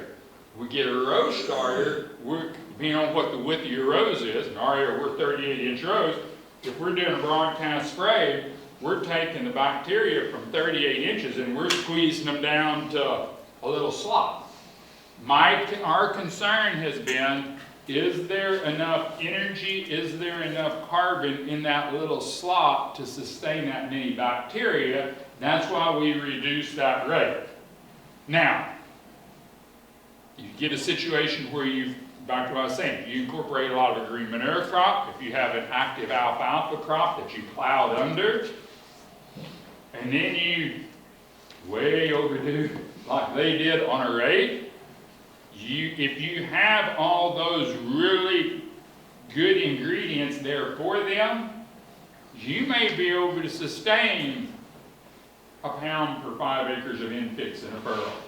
But if I get someone that's coming off a conventional program that has no humus, no biological activity, no nothing, and they're like, well, hey, I want to do that and put that in there, I'm going to say you totally wasted your money because they are not going to have enough substance in that furrow to sustain that many bacteria. So you hear what I'm saying? If you've been at a green manure crop, if you've been at things on building that soil, you might be able to bump those rates up from what we have on our recommendations. If there's something that you want to try to run the rate up on, and you all heard me preach about, I did a while ago about the line, don't stump your toe, don't putting too much, more isn't always better. But if you're going to increase something, Infix or the Aqua 10 is 2 things that if you want to play around with more rates, go for it. You're not necessarily going to hurt anything if you double or triple the rate of those 2 particular products, okay? You may hurt your budget and your wallet a little bit, like I told those guys that did that. I said, whoo, man, they had a fertilizer budget on that corn that way, but they were completely ecstatic with the yield they got and the corn they got. They had really struggled with corn, and they're like, man, this program really works. We doubled our corn yield. Well, I mean, that for me, I like to have a poster thing of that. That's the type of deal you put out on advertisements. Man, these guys, first application, they doubled their corn yield. Well, it'd been a fact, but you need to have the rest of the story that way too, okay? So, anybody else on that while we're thinking about that? Because I'm going to change gears just a little bit here. Okay. So if you saw such a huge difference between rows or whatever, what's the story of your soil nutrients interacting? Why didn't that react between the 38 inches or whatever? You're talking about as far as the row width? Yeah, from row to row, basically. Why such a big difference? If you get farmers and you start talking about row width, that's like almost talking about different brands of tractors and different brands of pickups. I mean, it's, now, I will say, in our area, everything's been 40-inch and 30-inch rows way before I ever showed up. I mean, in our area, 38 and 40-inch rows have been over 100 years, okay? A lot of it has to do with our terrain and the way our system is. But going to 30-inch rows as compared to 38s, I've heard some people that was on 38s and went to 30s that, if I had to talk to a guy he's a big in soybean raising, does soybean seed, that's what they do. And he's like, I made the switch to 30s. He said if it wasn't the aggravation of changing all my equipment, he said I'd go back to 38. He said I didn't gain anything on yield. Is that what you was asking? No, okay. I think he was meaning more on why from row to row. Nutrient interaction in the Oh. soil system. If you, especially in those particular guys' situation, they never used any biological products. Those bacteria where you put it in that row and not the next row, those bacteria, especially in a situation if you don't have a lot of active carbon, they're not going to stray very far. Even though most families that make infants, their life expectancy is about 36 hours, 36 to 48 hours. I mean, they don't have a real long longevity. I mean, a day, 2 days, you've already got, that generation's gone, you got another generation. But as the ability for them to spread, especially from a furrow out and away from that, is going to be limited. That's the reason why we recommend a broadcast soil spread. That way, and I get some people say, well, I don't have time for the broadcast spray, I just want to put everything in that corn row. Well, that's okay, but if we're wanting to change the ability of soil to digest in all of my soil, we really need to, quote, inoculate with bacteria on every square foot. But as far as the immunity of a plant, like where they have smut and not smut, where they have that infix in that root zone, that infix is produced, those bacteria produce natural antibodies that pulls into that plant, which builds the immune system of that plant. Where the next row, it doesn't have access to that, we can have a disease. I mean, it depends on immunity. I mean, it's kind of like, I don't like doing this test, but I go out and do meetings all the time. I shake hands with a lot of different people, and it's not, I don't want anyone to shun me for not shaking my hand here, but you come across a lot of germs. That's like when I'm out on the road, I'm taking extra garlic, I'm taking extra vitamin C, I'm trying to do things for my immune system because I know I'm going to come in contact with something. The more strength we have in our immune system, we can come face to face with a virus or a germ and it not cause a problem. Same thing with plants. You can have smut in one row. I mean, we've always been taught, well, if you get smut started, it just starts spreading. Well, if all the plants are sick, yes, that's going to happen. Okay? I seen at an early age, and a little different twist to this is in our area, we have a lot of trouble, which is in a lot of places in the country now, sudden death syndrome in soybeans. It's a viral type infection that comes through the soil. It was bad and prevalent on our farm when my dad started this in 1979. I mean, they had some fields, they wouldn't even plant soybeans. It would just be a total wipe-off. I mean, sudden death would get started, he would kill every plant in a 40-acre field in like a week, dead, gone. I mean, you have bees this big, which totally is killed. When my dad got started with bacteria, he had plots, and we're going to talk a little bit of this after lunch, where we had our soil spray. He was doing a soil spray, no soil spray, then he may have a double rate of the soil spray. I'll never forget this. I was probably 12, 13 years old. We had a spot in a field. Usually when sudden death would get started, it would always start in a circle. It would always start in a circle and it would start spreading out. It's amazing how bacteria knows, my goodness, mine just went blank. Geometry, geometrical shapes. I mean, it always starts as a circle and it'll just start spreading. It'll keep that circle. You can see it in the bean field. There was this half circle that had formed. There was a half circle. Straight line with the row. This side had this half circle and it kept spreading. And Dad's like, well, that's sudden death. And I'm like, yeah, that's right. We only got half a circle. We're supposed to have but where right to the row was where we put the soil spray and where we didn't put the soil spray. That made an impact on a teenage, and I'm like, wow. Well, that deal was 24 rows wide. On the other side, we had another half circle farther down in the field. And it's like, that made an impression on me.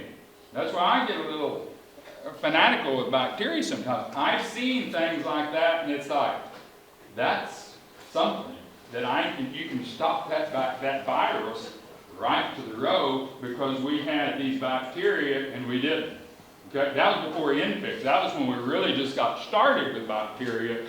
It wasn't near as fortified as what the infix is now. And we can see that. Okay? It's a good question. Anything else on that thought? If not, I'll be handing to Brian here. Anything else? Okay. Here after lunch, we're going to take off on Mike. Brian's more efficient than me.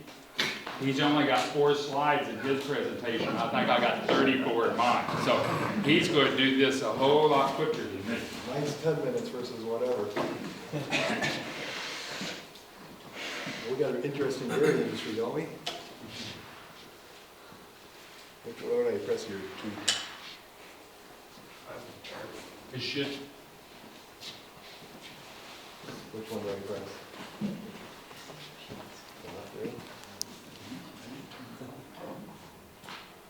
There you go.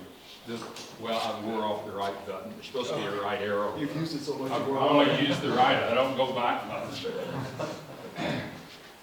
Okay, I have some numbers I'm going to put up here, and you can try to get some of your input. Okay, I got 3. This is 3 actual farms here. Okay, which farm has the most profit per cow, or the most income over feed cost per cow? We got 53 pounds, 74, 92. Sam, what would you guess? Are these dairies conventional or These are just dairy farms.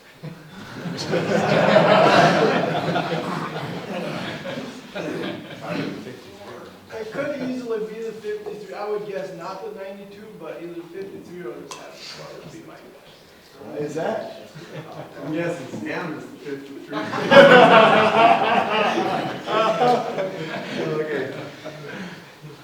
Okay. Okay. In 2017, I did a survey, and what I did, I went out every month from 20 different farmers, and some I worked with, some I didn't, and I collected what they got paid for milk, what their pounds of milk were, all their components. I kept track of all their dry matter intake for each specific feed input. I gave a specific cost for them, and whatever, if they had purchase feed, I had the actual purchase feed in that cost. So this will be a summary of what that survey was, and this is 2017. Unfortunately, this is a little small. I have the income over feed costs on the right-hand side here, and the top is $11.52 per cow per day was the top herd. and then the bottom was $5.80. And so kind of in the middle, it was like, I'd say probably $7.50 to $8.50 was a big range where the income per cow was. Okay?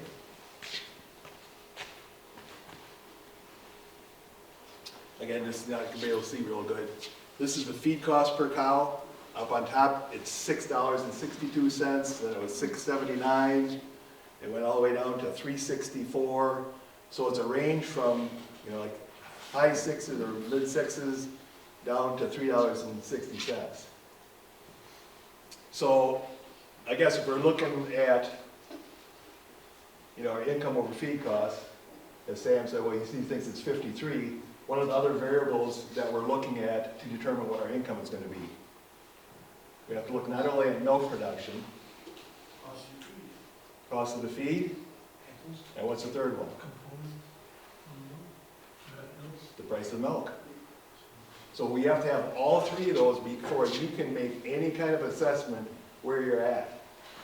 And unfortunately, I think a lot of times in the industry, we think pounds of milk is profit. It's part of the equation, but it's only about a third of it. Okay, so like I said, the top ones, it now looks like the top ones as far as income also had about the highest feed costs. They're like $6.60, $6.70. Like I said, a lot of them are in the 4s to 5 in the middle range. So you may see, well, the higher input might be correlated to higher profit. Okay, here's the pounds of milk. The top herd on this one is 64 pounds, then 61, then 67. So we go all the way down to 45. But as you can see, we get into, we have 86, 80, 88, 78, a couple 78s there. We're kind of in the mid-range. So kind of from this, you can see that milk production per cow isn't a real accurate, alone, isn't a real accurate indicator of what your profit's going to be. Okay, so then the third one we're going to look at here, fourth, is the price of milk. What pushed these top herds that were 64 and 61 into that top income bracket was they were 28 something and $29 per hundredweight for the milk. And we got into the other areas. We had 16, 20, $17.50. So like the average is probably close to 17. We had some that were in the 20s, and that was kind of variable. The last one we're going to look at here, this is what details from each farm. The top farm was a 3-time-a-day organic farm. Second was organic, and we had some non-GMO farms. We had some that were 3 times a day milking, and another organic and non-GMO. So again, by the time we combine all these variables together, and each farm is going to have to do that on their own to see where they're actually at. But this is what I had in 2017. Now if we go and look today,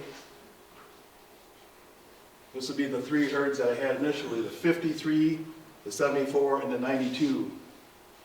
You look at the total feed cost for the 53-pound herd was $6.73. Then the 74-pound herd was $5.66, and then the 92-pound herd was a little over $9. But today, the organic price is 38 or plus. And on this, when I did this was a number of months ago, the price for each one of these other guys was $18 and $18.50. So we're looking at $13.40 for our income over feed cost for the top herd, compared to the mid 70s or high mid 7s to close to 8 for the 74 and the 92-pound herds.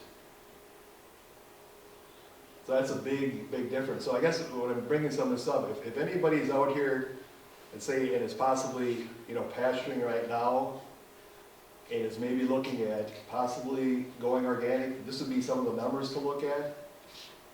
When I picked some of these numbers out, the 53 pounds I figure was kind of an average operation. I didn't want to oversell this. but I also had, I went, like on the conventional herds, I figured these would be some of the better income over feed costs. This one was 74 pounds, doesn't have a lot of feed inputs, and still gets pretty good return. And then the 92-pound herd has a lot of inputs, gets a lot of milk, but they're paying for quite a bit of it. But they still would be on the higher end of the conventional farms as far as profit per cow per day. Now, in the organic end, these are actual farms. I have three other farms here. One is 1930 for income over feed cost, 1770, and 1630 for income over feed cost. So usually if I look at a comparison to top end conventional herds compared to top end organic herds, right at this point where the price is, you're looking at about double the income over feed cost, which is pretty big. And unfortunately, I think if we look at the conventional industry, what's the answer to get more profit? More milk. And what has that gotten us? A lower milk price, it seems. So I guess I just wanted to have some of this information, so if anyone is maybe looking at possible things to do, a lot of times I haven't seen much information in any kind of cost comparison of organic compared to conventional. But again, this would be just some data for you to possibly look at. I do have some copies of some of this information, so if anybody wants a copy, I can get that for you. Any questions on this? Well, the other thing on this too is I put some of the costs in, like for example, the cost for, I figured for the conventional, the corn was at $5 a bushel, soybeans 13, hay $1.50 a ton, corn silage $50 a ton. That would be for conventional. And then for the organic side, I figured $10 bushel corn, a little over $24 for beans, $200 for hay, and corn silage at $70 a ton. So that's where, when we look back at what some of the higher feed costs were for the organic farm, was because of the value of the corn, beans, and corn silage that would be going into some of these diets that gave the additional feed cost. Where's the vet bills figured in on the organic versus the conventional? I don't know. Because I know of a guy that was spending over $1 a day on the conventional herd, and that was herd checks, drugs, over $1 a day per cow a month. Yeah. The other factor that what's happening right now too is even in the organic industry, some of it's getting to the point where they're getting that price for milk and no trucking. And most of the conventional herds are they're going to have a certain amount that's tacked on for trucking. I know some are close to $1 a hundredweight. I checked some other ones around $50 a hundredweight. 50 cents a hundredweight. So, like for example, if somebody's at 766, you could take another 50 cents off of that if they had 50 cents for trucking, because I didn't consider that into the equation. So, and another factor I looked at too is if you look at an actual cash flow basis, I think a lot of fellows, if they're growing their hay or their corn, can grow it for less than what I actually put for a cash price on it. So your actually cash basis would probably be higher than what these basic numbers that I put up there. But it is, like I said, it is a different mindset. You have to look at, pasturing and some of the other things, but I guess we just look at, we have this last month, I just talked to somebody on Monday, and their base price on the conventional market was $14.05. Well, you can't weather a $14.05 for a very long time before you dig in a pretty good hole. So, Did you look at anything in 2022 when I think conventional base was closer to 20 and organic base was down about 20? well, the one thing I did calculate in here, for example, if we look at this, those ranges where I said from the top organic to top conventional, for a conventional herd to match that profit per cow, you'd have to average $27 per hundred for the year to equal the equal, like for example, the 53 pound herd equaled at 1341, we'd have to average 27. That'd be the closest, I guess, numbers that I actually calculated. Is that we lost some organic growers or organic dairies that year? What's that? 2022, Wisconsin lost some organic dairies. Yes. Because of the low prices. Yeah. The other thing that is somewhat of a factor, I went to an organic conference about 2 weeks ago, and there was a presentation where a guy talked about that the demand for organic products has been double digits for the last 2 years, and they expect that to increase because they said the younger generation, when they get into the workforce, they are way more health conscious, and they're going to be purchasing more of those type of products. So they expect that growth to continue at that rate. And then I talked to 2 different certifying agencies that had booths there, and with the increase in the organic price, I said, well, do you have a lot of new people transitioning? You know, I tried to do that, and he said, flat. They don't have any increase with what their normal numbers of people transitioning. So the way it looks is if the demand keeps on increasing on the retail end, and we don't have really any additional people getting in, that this price could be stay strong. And even now, I had up here, I had $38 a hundred. As about this last month now, I've been hearing a plant that's offering 43, well, based on his butterfat protein, he was gonna get $43 a hundred with no trucking. And the same fellow had 4 different milk plants that had stopped to try to get his milk. This was in central Wisconsin, and one of the companies was actually from Pennsylvania, and I think they were gonna offer $40 a hundred and no trucking out to Pennsylvania. So the demand now looks pretty good. Again, whether it'll stay there or not, I don't know, but again, I just want to get some numbers out there so, you know, people could have an idea what's possible. Any other questions? Do you see in the future more smaller farms because of lack of help? I think that'd be a factor. I guess the big thing I'm looking at, if these organic prices would maintain where they're at,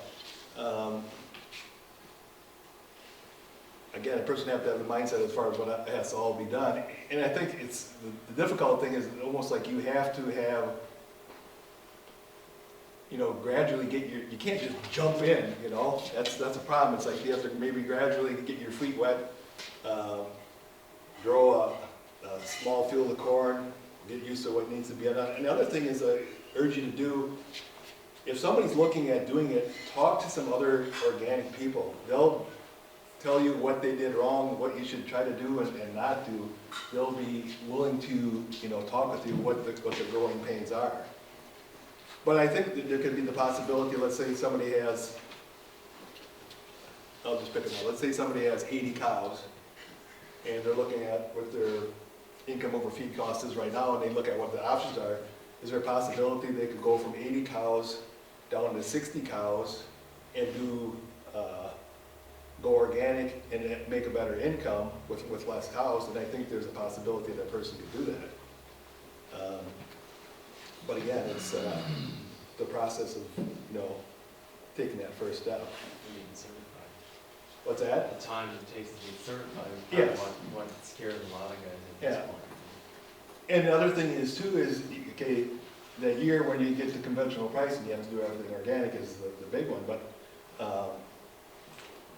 you know, I think you'd have to deal with a banker that had this mindset, okay, what is this gonna be when I can get on the other side of this hill?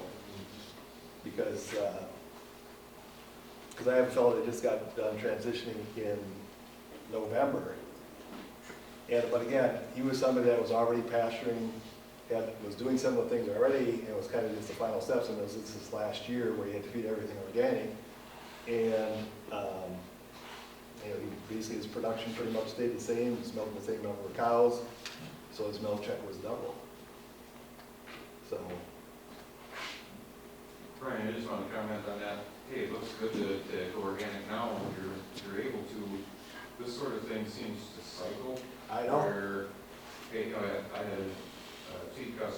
but they waited 3 years to get a trigger date that never came. And Yeah. they had to go back conventionally, almost lost the farm waiting. Yep. So. Yeah, it's unfortunate thing that was So it's back. good, but it's not always gonna look like that. Yes, exactly. Because that was in like, it was probably almost in this area here, 2017, 2018 possibly. Because I had a guy that was going to transition there too, and he waited 2 years, and then because they weren't taking any additional milk, any people. So yeah, there's still risk involved in doing it. And it's like, again, it just depends what the organic market ends up doing down the road, and it ends up being what the conventional market ends up doing. So, all right, if there's no more questions, we're ready for lunch. Okay, well, silent prayer here.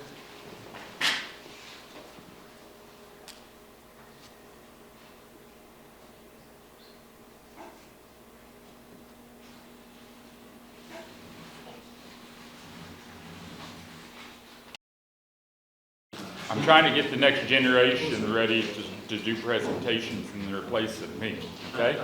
So, my son James here, he's my third oldest one. So he's the one, I probably made some analogies over the last couple of years about my diesel mechanic. This is him, okay? Part of the reason why he's wanting to be a diesel tech is because it's kind of hereditary, I think, isn't it, for get farming in your blood, as I've heard said, that there's some truth about that. I ain't figured that out, that if, like I've seen some signs and t-shirts and stuff, you can take the boy off the farm, but you can't take the farm out of the boy type deal, but he's wanting to row crop. And as some of you know that's been around me for a while, that back in 2010, I had bought a farm and we got into beef. So when we made that move in 2010, you were 8? He was 8 years old. So he more or less have grown up with this type of a program and this type of mindset on a beef operation and forages. Now that type, I mean, he kind of fits in pretty good up here in dairy country that way. If you got questions like that, a lot of that stuff, he knows quite a bit that way. He's wanting to get into row crop farming. To give a little bit of history, in 2009 was the last year that on my dad's original farm, that it was actually farmed by someone in the family. I made the move in the spring of 2010, so Dad rented it out, and the only stipulation he had with the tenant was he didn't want any GMO grains on the farm. I wished he would have made some stipulations on fertility things, but Dad chose not to do that. I think he was afraid he wouldn't find a tenant in our area of the country that would have took it, but whatever. So James has been after me here a couple of years since he got back from, that was kind of his reason why he did go ahead and come back. He was offered a really nice job at an Agco dealership for being their main combine tech, and he wanted to come home instead of do that. So that kind of put Dad a little pressure on me, on Dad, that I had to be kind of competitive on pay grade that way too. But I was glad that he did come back. So he's going to be, we're taking over, because Dad had 3 80-acre blocks there that was doing that there at the end. And so we're taking one of those 80s back. And so he's going to be kind of the grunt person for doing a lot of the things and that way. So I'm going to let him kind of go through some things. I want to give, he's going to kind of go through this just kind of briefly to give you information. Some of you that's been involved with us known where my dad had done a lot of research in the past, that we're going to get back into that. That's something I know that we've been needing to do for 10 years, but just didn't have the manpower to do it.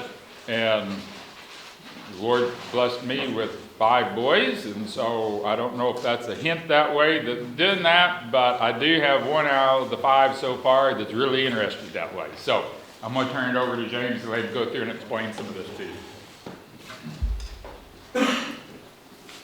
So my brother has a saying, which I find it kind of humorous. He said, "The things my big mouth gets me into." So, quick, brief description, I guess. So, like in the red book on where he has all of his different plots and everything. So, just to kind of give a brief overview that way. Any plots would be labeled 105 and 106 would be in this field. It's split half. And then these are the home 80. There's 2 different 40s there and then 2 40s there. So this is the 80 that this fall we took back over, and the idea was he was trying to make it the simplest way to do it was put the whole thing in wheat, and then half of it we was going to frost seed clover in, and then the other half we was going to double crop beans behind. So we got to, by the time we got all of our, we took care of all of our replanting, all of our ground on our beef cattle operation, and we saved this to last, which procrastination, I guess. So we only got half, just over half the field planted in wheat, and I got rained out. So I guess we're going to put half of it in beans and half of it in corn. So just had to change our whole plan and crop rotation. But as Dad says, he's like, well, that's farming. It just never stays the same. So when we was talking about it, I went back at our dealer meeting this past December.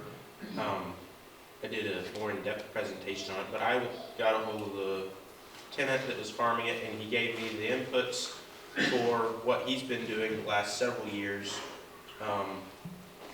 So he's put his AMS, DAP, and 0060 down pre-plant, and then he split his urea 3 applications. I'm trying to remember. I know one of the, I think it's the 3rd application, he was, they're spreading out there then row cultivating then. But as the other 2, I'm not exactly sure. I know one of them was pre-plant mixed in with AMS to DAP and the 060, but I'm not sure what the 3rd application was. So it's been corn on corn the last 7 years for sure. I think it's been a few more years than that, but so that information to kind of help show when we go into the breakdown a little bit later. So that was one thing. There is no earthworm activity, biological life at all. That's what when they got the corn out, Dad did most of the shredding, and then I went out there and started disking it. I mean, the ground was just powder, and I'm like, but it was hard in the same aspects. It's like, that doesn't even make sense. But, so that was one thing we was both worried about at that point. We was like, well, that's going to complete our whole nutrient profile is going to be completely shot at that point from where it was when we left it in 2009. So that's a little bit close up and kind of go through the transformation aspect. So this is one put together, went back, we had a little bit of a gap. So in 92 would have been the first year when the ground was certified organic, correct? 94 would be the first. 94 would have been the first organic year. So this would have been the first one. The UM is University of Missouri, so that's why that test, when he took that test, Midwest Labs wasn't even around. So we went to the University of Missouri, which that's why they didn't have hardly anything on that test, so to speak. So, so 96 would have been 2 years after the farm was completely certified organic. So then got 2000. This one was took right before we let the farm go, and then this one we took there last fall. So one thing me and Dad did notice was the organic matter came up, which that'll play back here in a little bit. And then based on what we've been seeing the last several years, we had them run the cobalt test just to see if it's something we're going to keep track of going forward to see how progression on that is. The big thing, the pH dropped drastically over the last 15 years, and his calcium fell drastically. Other than that, I don't remember. Dad had also, there earlier, he had made the comment on the nitrate nitrogen being below, I think you said 20 earlier, didn't you? The nitrate nitrogen being below 20 earlier? Yes. So that was one thing I had noticed there earlier. I was trying to remember what it was, but I was thinking it was close to the 20 mark. So the CEC came up a little bit from 2002, 2009, but I mean that varies a little bit, not that much. But, so this is what we applied on this section of it. We decided to go with on our application, 120 pounds. This would have been after we did some dirt work. After we disced it down, we did some dirt work, and so before we cultivated it, before planting, we put down 120 pounds the acre SO4, 500 pounds of the rock phosphate, and then we went with 500 pounds of the high cal line, just to help bring the calcium up a little bit faster. And so that was one thing we did. We had threw some of the macronate in the soil spray. We started, I'm trying to remember, on our beef cattle ground on the pasture, if we stuck any of the macronate in this spring, but I know this past fall we did. So this whole spray, at that point we were still planning on putting the whole thing in wheat, so that's why all of this is more based on pre-plant for the wheat that way, which that's what we was talking about. Wish would have been a few things different on the ground that's going to be going into corn, but there's no way to change that at this point. So. Hey James, remember earlier I was talking about the thing on the bacteria, on having the energy and the carbon and the humus there for the bacteria to be able to work with. When I seen the lack thereof of any of that in that soil, that's, if you notice the soil supplement rate, that's like a double rate. Because typically, Brian, if you look in the book, usually we're talking like 12 ounces of soil supplement per acre. That's the reason why I doubled it up, because I was really concerned that I put these bacteria out here, they may die on me, and that's why I doubled that up. And then if you look at the infix rate, that's really kind of like a rate and a half, because 1.6 ounces per acre is kind of that normal rate of 1 to 10. So that's why, you notice I bumped that up, and I bumped the soil supplement up, and I put 2 ounces of micronutrient, kind of what I was seeing happening, and that's the reason why I went ahead and put that in that soil spray.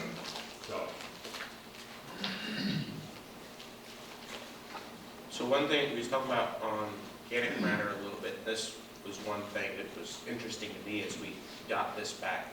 So in 2002, organic matter was 1.3% organic matter, and of the organic matter, humic matter was at 0.94%, which I think you said you wanted to be a 1 to what, 0.75? You like to have 3/4 of your organic matter be humic matter. Whereas if you have 1% organic matter, you should be 3/4% of that should be humus. Okay? And so that was one thing we noticed. He took the organic matter up, but that just absolutely fell to the bottom. I mean, went to 1 to 0.1, so it's, I don't know what the reversal would be on that, but yeah, that was one thing that was, and even on the other one, I mean, it fell just about the same amount, so that was one thing that really confirmed to us on where there was no biological matter, nothing else, there's just no humus in there, and that's why it's just powdery and there's nothing to hold it together, so.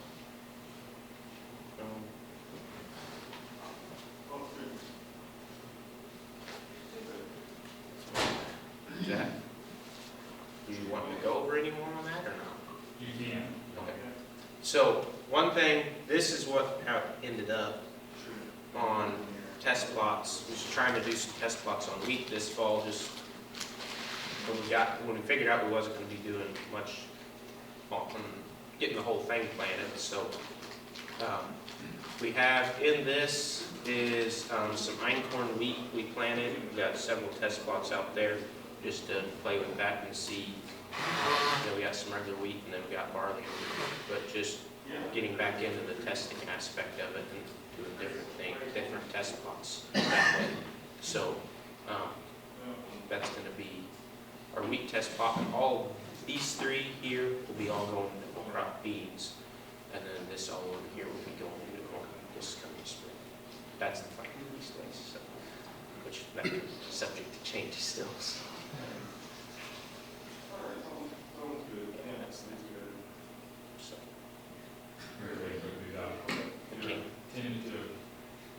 Yeah, so the original, which 105 didn't really change, as you can see.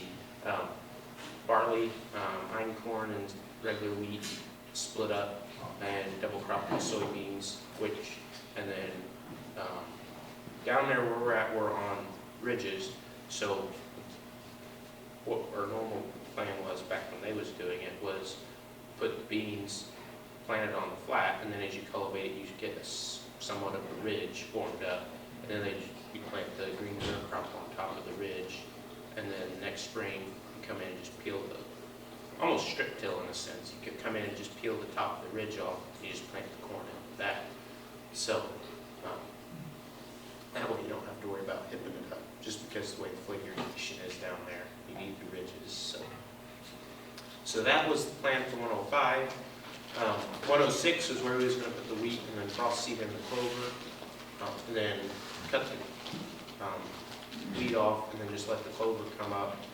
We was talking about cutting wheat straw and clover off as dry forage, and then just let the clover come up, and then that fall terminate it and put the wheat in there behind the clover, and then put the soybeans back in 27. So where we got, half of this will be in corn, and then half of it's not. So then now we're going to have a test plot on our corn. Half of it's going to have a green manure crop, and half of it won't. So we'll have a test plot that way on comparing different things. I'm having the green manure crop beforehand, and half of it not. So and then going in corn this coming spring, and then following that with barley and wheat behind it this fall, and then going into soybeans, just kind of using that crop rotation that way. So.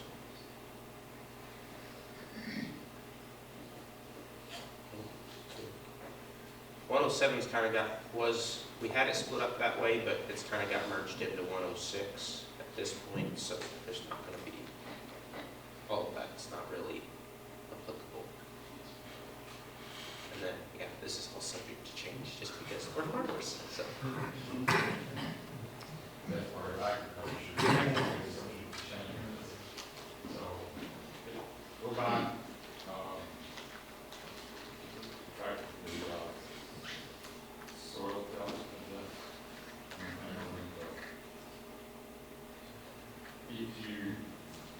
If you look at those years in relationship, especially over there with the calcium, that remember what the inputs was that he's been doing for like the last 7 years? There's 150 pounds of ammonium sulfate. Remember right, and some of you have been in my meetings in the past, I preach against ammonium sulfate. For every pound that you apply, you're going to extract out a pound of calcium and a pound of humus. Okay?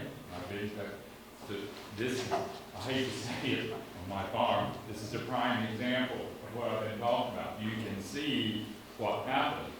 And James kind of mentioned, when I first went out this fall, after they got the corn out, and I was out walking in the field, I mean, it was like powder. It was just like flour type powder. And I'm like, this isn't right. This isn't this soil. I mean, I've been in that soil for 30 years, and I knew, and before we got the soil test results back, I kind of laid out, James was like, this is probably what the soil test is gonna look like. And I didn't know what his inputs was at that point either. I'm like, we got some problems. I said, calcium's gone, humus is gone. I'm like, I don't know what he done. And then when he gave me what he'd been applying, I was like, oh no. And then when we got the soil test results back, and it's like, this is bad. If you look at what happened to the calcium, the base saturation of the calcium, he actually extracted so hard on this soil, look what happened to the magnesium levels. He even leached out mag, which I'm partly kind of glad about that part. I'm kind of glad some of that extra mag's gone. But I was really, really concerned about the calcium and even the potassium and what had happened through those 15 years of what had happened. So that's kind of, go to the human matter rooms. Okay. That, you've heard me kind of talk about the thing on no-till through the past, some of these, about how no-till, you can do no-till, or minimum till, or whatever, and people will say, this system works because look what happened to my organic matter on my soil test. My organic matter went up. Did he increase your percentage of organic matter on the farm? Yes. The center column is a humic matter test. That tells you, if you send like a dry humate or a liquid humic acid to Midwest Labs and you say, I want to know what the humus content of this is, that's the test they use. So that should give a pretty good idea of the humus content. Look at that one. We was at 0.88% in 2009 of humic matter out of 1.4% organic matter. He increased organic matter to 1.9, but humic matter went down to 0.25%. I mean, literally, he robbed the bank. I mean, it's sad. Now, I'm kind of concerned in the picture earlier, James pointed out, there's 2 more 80s that he's still farming, and he's just doing it the way farming does down there in our area. And so I'm kind of concerned, and I'm like, oh my goodness, as we keep taking the next block and the next block, we'll be looking at this same thing with each one of them. At least I have a little bit of a better game plan now, but that's where, don't let anyone fool you when they start saying, well, this program increases the organic matter in the soil. That's just a partial picture of what's going on in the total carbon activity in the soil. So don't just, and I've said this before on soil tests. I'm not saying you ought to do a humic matter test on every one of your fields on your farm, but pick a field, and every, 4 or 5 years, when you send a soil test in, just tell Brian, say, hey, I want a humic matter test done this time. And it'll give you that, but where you can kind of plot where you're going with your farm. Are you building humus, or are you destroying humus with what your crop rotation and what your fertility program is? That gives you a good idea, a good pulse rate as far as what's going on. Okay? You don't have any questions on that?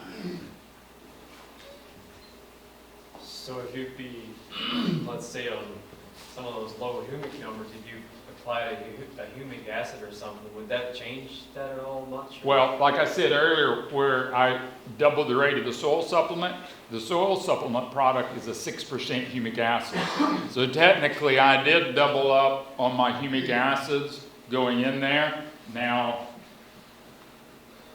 no, we didn't put a dry humic, yeah. Well, we would have if we would have had the time. But Yeah, we were running out of time. After I seen this test, I was really borderline thinking about putting a dry humate out at that point. Just trying to give more for the bacteria to work with. I'm more concerned about my infix with these numbers as anything else, as far as what they're going to be able to do and what they're doing. I don't know. That may be a test plot. He was already whining at me there yesterday. He's been with me this week on meetings, and he's already come up with 4 more variables for test plots that he's going to be potentially doing here. So if we throw the humic thing, we're up to 5 now. And so he's already beginning to get a little bit of a glimpse of what he's bit off on this deal. And we give him a couple years, and he's going to understand why I was wanting to put it in wheat and sow it in red clover and look the other way and not go back. But it needs to be done. I mean, because now I will say, I mean, the first time I seen these soil tests, I about started crying, because when you get, I mean, literally blood, sweat, and tears that I put into on building that, and look at 10 years, it's gone. But it does show, I mean, if you want, like I said, if you want a way to plot what you're doing on a program, it's really important. Now, for his sake, and even for new testing, we're more or less starting all over where my dad did in 1979. I mean, when he started in 79, this is the type of deals that was going on. The only thing is, he had a lot more mag than what we're working with at this point. But the thing is, when my dad started that first season in 1980, he was still only conventionally minded thinking. He knew he wanted to go a different direction, but he didn't know how to get from point A to point B. So the first 3 or 4 years, he was kind of feeling along like in the dark. Oh, this works, this don't work. And so that's what I'm interested in this time. I've got the information he came up with and things that we've done along the way. I got 40 years of info under our belt at this point where, okay, what can we do to change this the fastest? And that's what I'm looking at. As soon as okay, can we do this in 2 years? Can we do this in 3 years?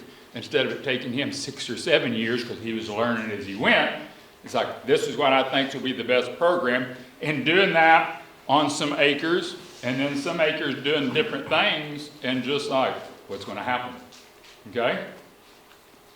Any other comments or questions on that? Okay. Thank you, Jamie. Battery's going dead. Battery's going dead. Is it? Now, That one? yeah, that one was done. All right. Talked about micros. We talked about micros and bugs earlier. I'm going to talk a little bit here about micros and seed. Okay? I'm going to go through some data here. The numbers is kind of small. I wish I could blow them up bigger for the slides, but it's just limited. As I got here on the statement, this data is actually some data. We didn't do it ourselves directly. We were partly involved because we were asked to be involved, I guess you would say. It was actually on some seed corn. There was some testing being done on seed corn that had a bad cold germ. Okay? Everybody kind of understand what a cold germ is. I had one of my other meetings, and someone asked me after me, what's cold germ? I was like, oh my goodness, I lost everybody on that. That you have your regular germination, and on seed corn, you notice on the tag it'll have a cold germ. The cold germ is trying to simulate us as farmers planting too early, okay? Because we shouldn't plant corn until we're up to 50-degree soil temperature, right? We all know that. We don't necessarily always abide by that. It's trying to simulate reality. So what seed corn companies do, knowing us farmers do things like that, they will, when they do a germ test, they'll do, and when you do a regular germ, I think it's like 80 degrees Fahrenheit. It's what the set temperature is, and then they see how many seeds germinate, and that's where they come up with the percentage. The cold germ is, they'll do it at 50 degrees. And then see, because some seed corn, the cold germ might be only 50%. The regular germ may be up at 90, 95, 98%. The cold germ may. So what they were looking at, they had someone come up with the idea, is there a seed treatment that we can put on this seed that has a bad cold germ and improve it good enough to make it sellable? Okay? That was the general gist of this. But when they went through some of this, and I seen some of it because they came to me and asked my input, and it's like, okay, what of your products would you recommend us doing? So they use different companies' products that they done and doing different treatments, and said, what would you recommend? Well, they were familiar enough with the program. The first thing is that we want to do TR3 and Infix. That was the two things they were really keying on. Because corn being a zinc lover, that's why they was kind of keying on the TR3. And I'm like, well, I want Aqua 10 in there, which is our former foliar supplement. I want that in there. I said, okay, we'll put that in there too. So, when you look at this, this is one of their pictures. They did this in two different ways. They planted some seeds in pots, and then they did a germ, like putting it in a cool environment, like a 50-degree environment in these pots, and letting it see what comes up. They take a bad lot of seed corn. They knew the cold germ was bad, and they put these different treatments on different samples out of the same lot, and then planted. They did it here, and they done it in a field condition too, okay? Now, they sent me this picture. They didn't send me all the pictures. They sent me this one. The UT control is this untreated, it's their lot 340X, whatever that means. Their control, no seed treatment, and this one they put on their zone, this is, as we'll see in a little bit, this had the Aqua 10, TR3, and Infix, all three of them on that treatment. We got one seed here that's kind of coming up late, but other than that, we had all of them come up, and you kind of look at these here, the same number of days is what they told me, okay? Yes? Were they using that were they trying to replicate like an in-furrow? Or like Well, no, they're just as actually a seed treatment, putting a very limited amount, actually just whatever the seed they could get on the seed to stick. And see, as you kind of go through this, in furrow, we can get more volume of all of those products than because corn seed doesn't soak up things, not very quick. Not as quick as they're wanting to run seed corn through, do a treatment, and just keep pushing it. You can't get it to soak up like barley, oats, wheat, those type of things. I mean, you can get them to soak up 7-8 ounces of liquid per 50-pound bag pretty easy, pretty quick. Corn, So that's what they were trying to simulate. It's a good point. Thank you for bringing that up. Now, here's the UT control, the top one, which I have right here. I put this in here. The UT control is the bad lot corn, and they ground the seed and sent it to Midwest Labs and had a feed analysis done on it, okay? Brian was talking about earlier about crude protein, and here's the nutrient content, okay? I don't know what the T1 and the T2 is. They didn't tell me. I didn't ask since I wasn't completely involved in all the testing. The TR3 BR5 is a seed treatment. They put 2 fluid ounces of TR3, 2 fluid ounces of BR5 per 50 pound of seed. That's what they done. Now, the UT control here is this seed that was actually planted. All right? Now, what I want to bring up, the TR3, UT control, and the 2X TR3, well, the T1 and T2, what they done was they planted the seeds, like in those pots.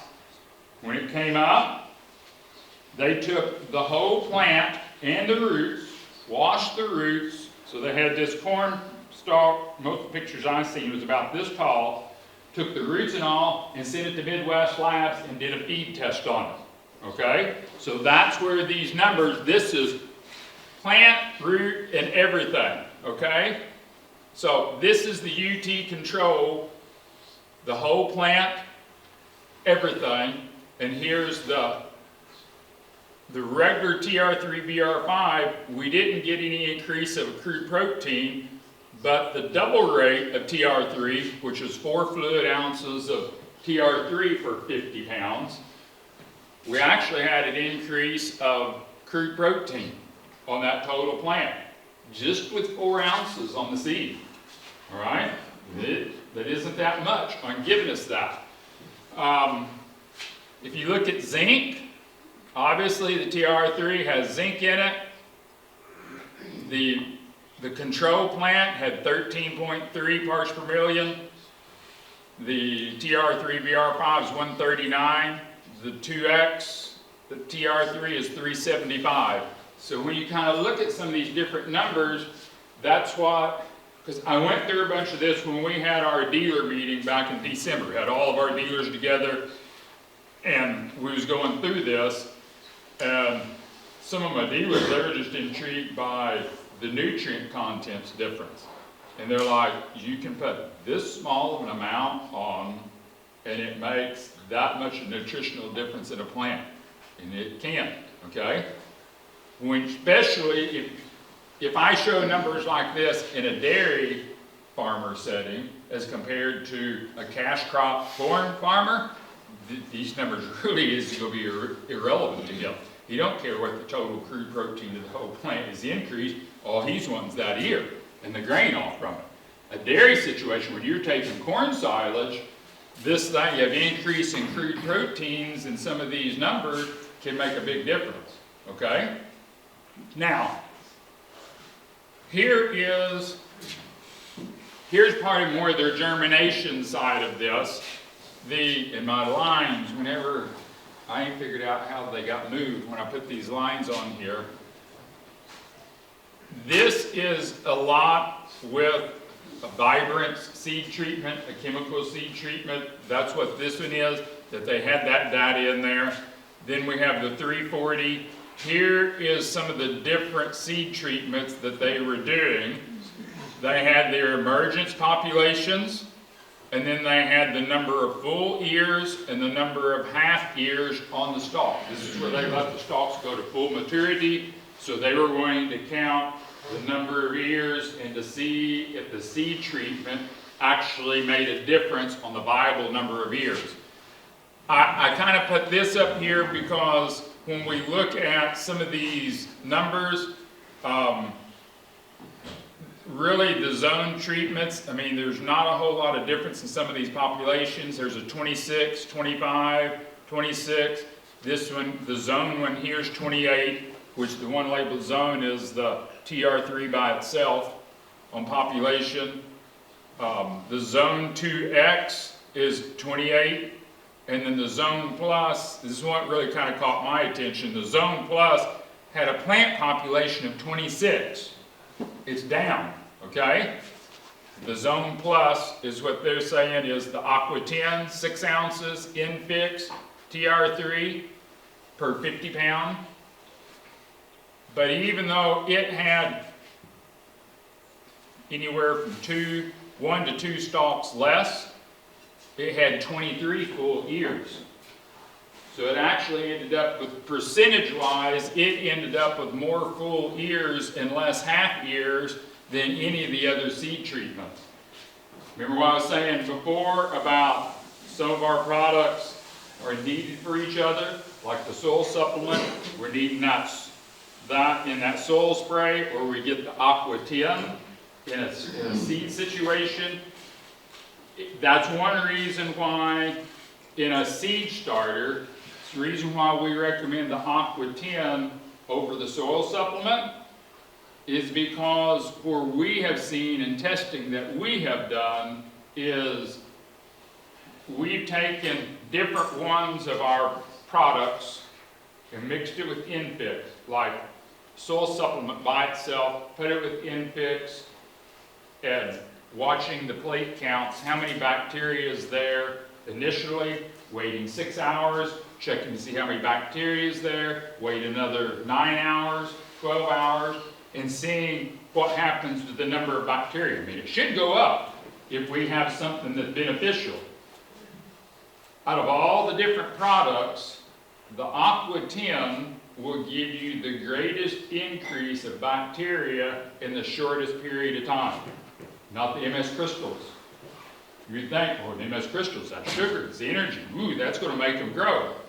The Aqua 10 does. And that's the reason why, if you look at any of the seed starters, or even like in some of the produce guides over there, are transplant solutions. When you're transplanting plants or planting seeds, even for produce, I'm using Aqua 10 as the base. And that's the reason why when they asked me what I wanted to see of our products in this testing, that's why I wanted Aqua 10 third in them.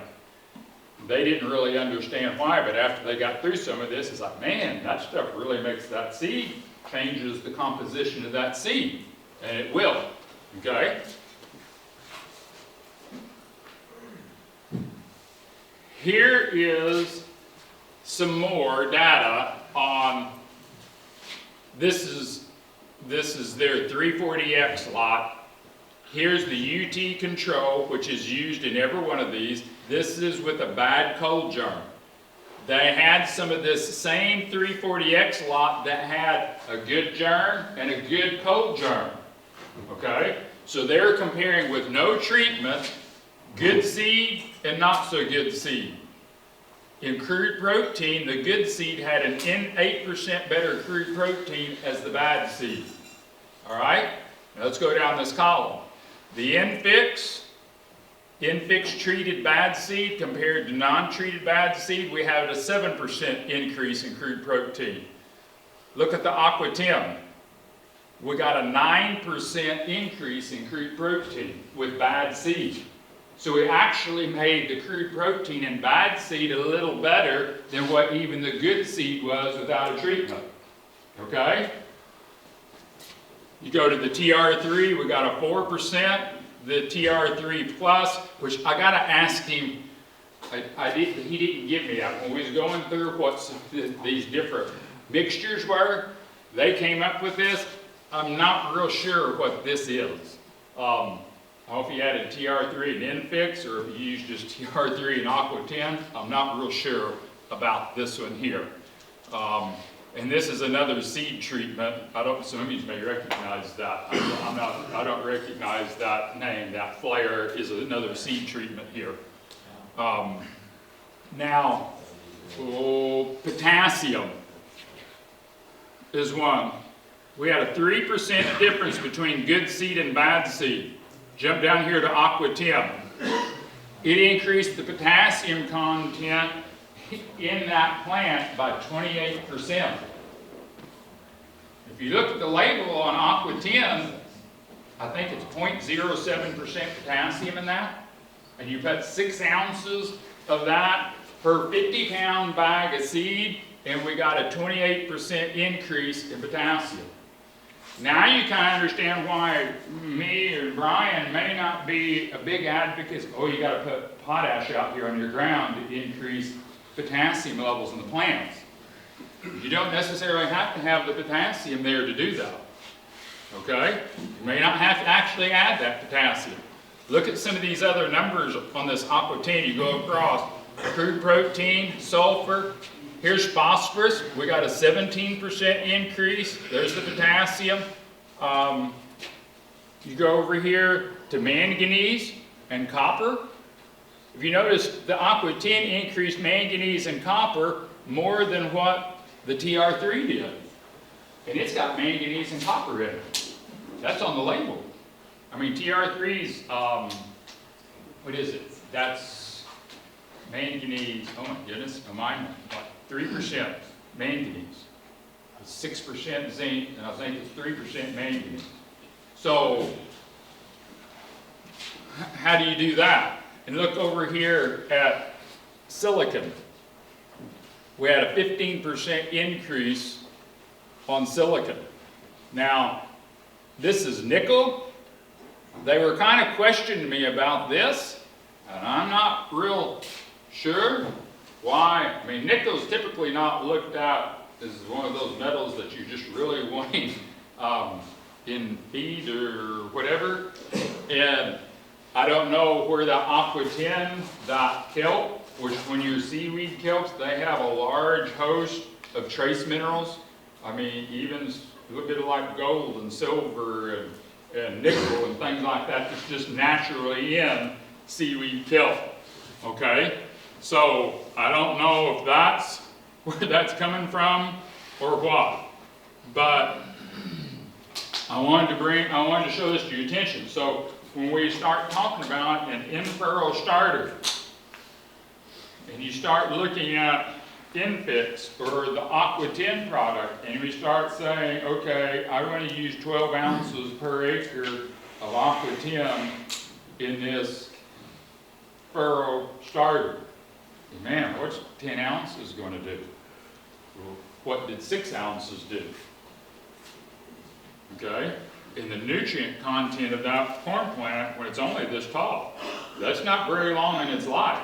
And it's already making that kind of a difference in the metabolism of the plant. Okay? So, any questions? I know sometimes numbers can kind of make you look cross-eyed, but when you look at some of that data, it's really interesting. Even every time I go back and re-look at it, and it's like I usually pick out something else that I didn't notice the time before in a difference that way. So, any questions on that? Yes? What would happen if you overdid the Aqua 10 like they did the NP? If you overdid it, it hurt your pocketbook.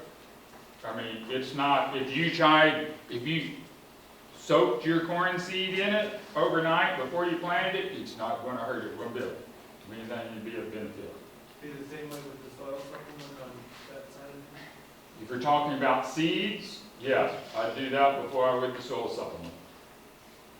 If I was talking to someone here who was talking about starters, if you said I could only choose 2 things to put in my corn starter, it'd be Aqua 10, would be my first choice, Infix is number 2, before any NPK fertilizer or anything else. I mean, that's just from my personal experience and what I've seen. That would be my 2 choices. Now, it's like a root dip for transplanting plants, say vegetable plants. You could probably overdo it there if you're dipping it into something. Most people, when you do your transplant, you're probably putting a little bit of water in. You can mix that Aqua 10 or even the Infix in with that water. That way where you're cutting, most of the water wheels is what, like 2 ounces, 4 ounces of water per hole. You can mix that in. Matter of fact, in the program guides over there for produce, that's mentioned on doing it that way. Like me, when I plant seed potatoes or potatoes, what I do is, because a lot of times we get bigger seed potatoes, I may cut them half or quarter. I'll put all my seed potatoes in a bucket. I'll get a jug of Aqua 10 and I'll fill the bucket up, completely submerge all my seed potatoes with it, and then we plant seed potatoes and pulling it right out of the bucket and planting them. Then I take which you use a very small amount of the Aqua 10 out of that. I just filter it and pour it back in my jug and then use it for a foliar spray or whatever. But that way those seed potatoes is soaking all of that up. And a lot of times when I dig my potatoes, my seed potato will still be intact whenever I dig potatoes later. It'll still be there and intact. So it kind of like it encapsulates and protects it, which I realize things should rot. But the thing is, that seed potato is supposed to be providing a lot of carbohydrate energy for that plant getting started. If it's rotting and decaying while my plant's trying to get going, that's energy that should be going into my plant. Or if I can maintain that, that's going to help me have a stronger plant that way. And that's just an example. I mean, it ain't going to hurt if you get, matter of fact, it'll help you if you get it on you. Because I have seen if you've got cuts on your hand, and you get it in when you're doing that, it'll heal up faster. Straight Aqua 10, not diluted. Straight. Yep. No dilution. Straight. As some of you have heard, I give my cows straight Aqua 10. By shot, in muscle, straight. No dilution. Or by oral, I get, which is very, very rare if we have an animal that's that sick, that I've given it to him oral. I've even had calves, had a situation, well, once or twice, James, we didn't understand what happened. We had a calf quit nursing and just, and so we mixed up some milk replacer and put a dose of aloe vera in it, and out of a quart bottle of milk replacer, my wife ended up dumping in like 6 ounces of Aqua 10 in it. I'm like, well, you're either going to kill it or it's going to be running races tomorrow. And he was running races the next morning. Because when we went to bed that night, it wasn't wanting to get its head up, it wasn't wanting to do anything, and I was like, well, I went to bed that night, I told my wife, I said, well, we either got to be ready for a bunch of kids squawking about a dead calf, or we're going to have a live calf, one of the two. It's not going to be in between. But the next morning, he was up, he was nursing on Mama, and everything was okay. It's like, okay, don't know what happened, but it took care of it. And so, around our house, with our animals, Jane's can attest to this, and my wife's that way. She has a spray bottle of straight Aqua 10 in the refrigerator, to where any animals or anything gets cut, or even kids, she's spraying it on. And I think a lot of it is, there's a lot of things that are the properties of that species of kelp, but I think also a lot of the enzyme that we put in with that kelp is kind of a big thing that helps with even this, or using it in different ways. It doesn't taste real bad. Sure. Yeah. How many cc's per shot?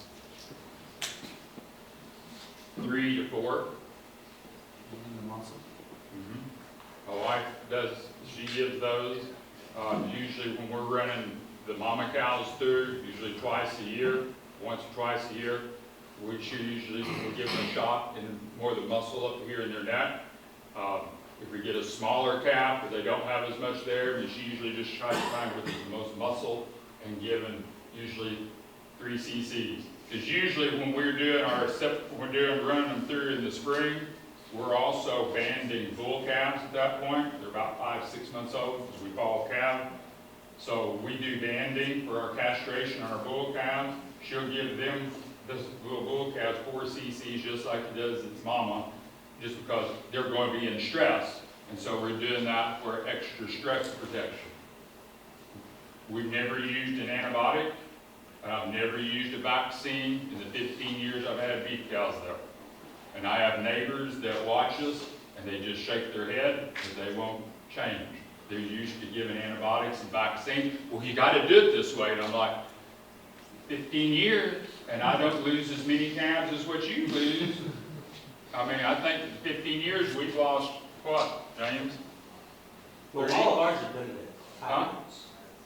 All of ours have been tyrants. Most of it's old age. We had one just die here a couple years ago. She was 16 years old, gave a calf from when she was 2 years old all the way through to that. She had a calf on her when she finally passed away. She was 16 years old. She couldn't hardly move and get around, but she still produced a good calf, so I didn't want to get rid of her. So, But calves-wise, the only calves we've lost have been the tyrants. so They must like the offer 10. now, Healthier coyotes. last year, some of you probably remember this picture from last year. Now, I had someone who was talking to me a while ago that they were getting liquid put on their corn planter, okay? That's great. I like to see liquid furrow starters. If you do not have liquid, putting straight infix powder on your corn seed does have a difference.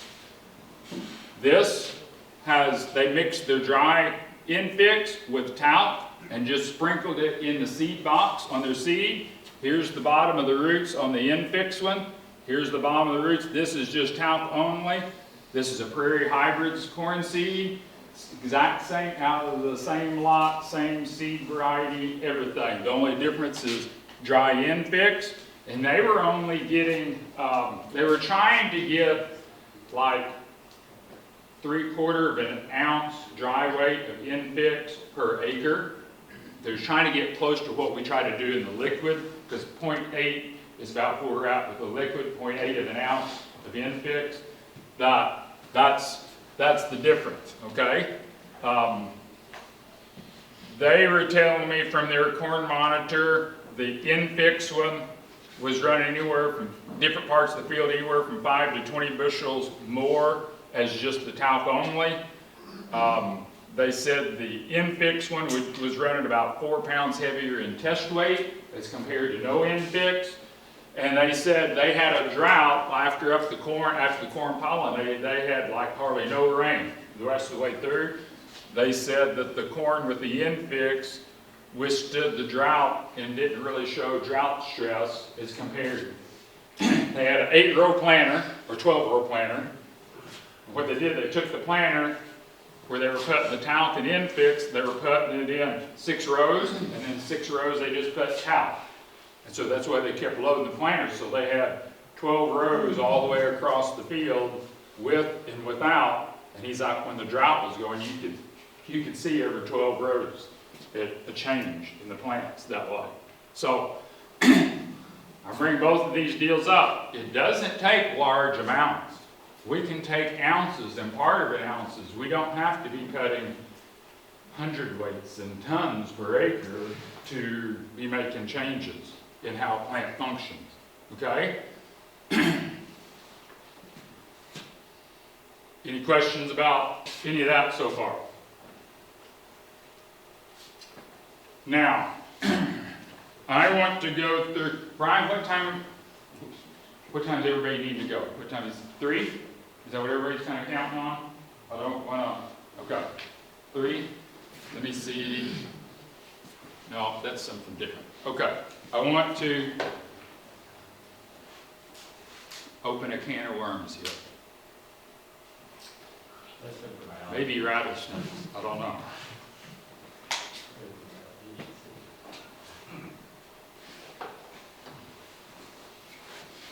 I had a customer of ours from Canada that called me here, what's that been now? About 2 months ago.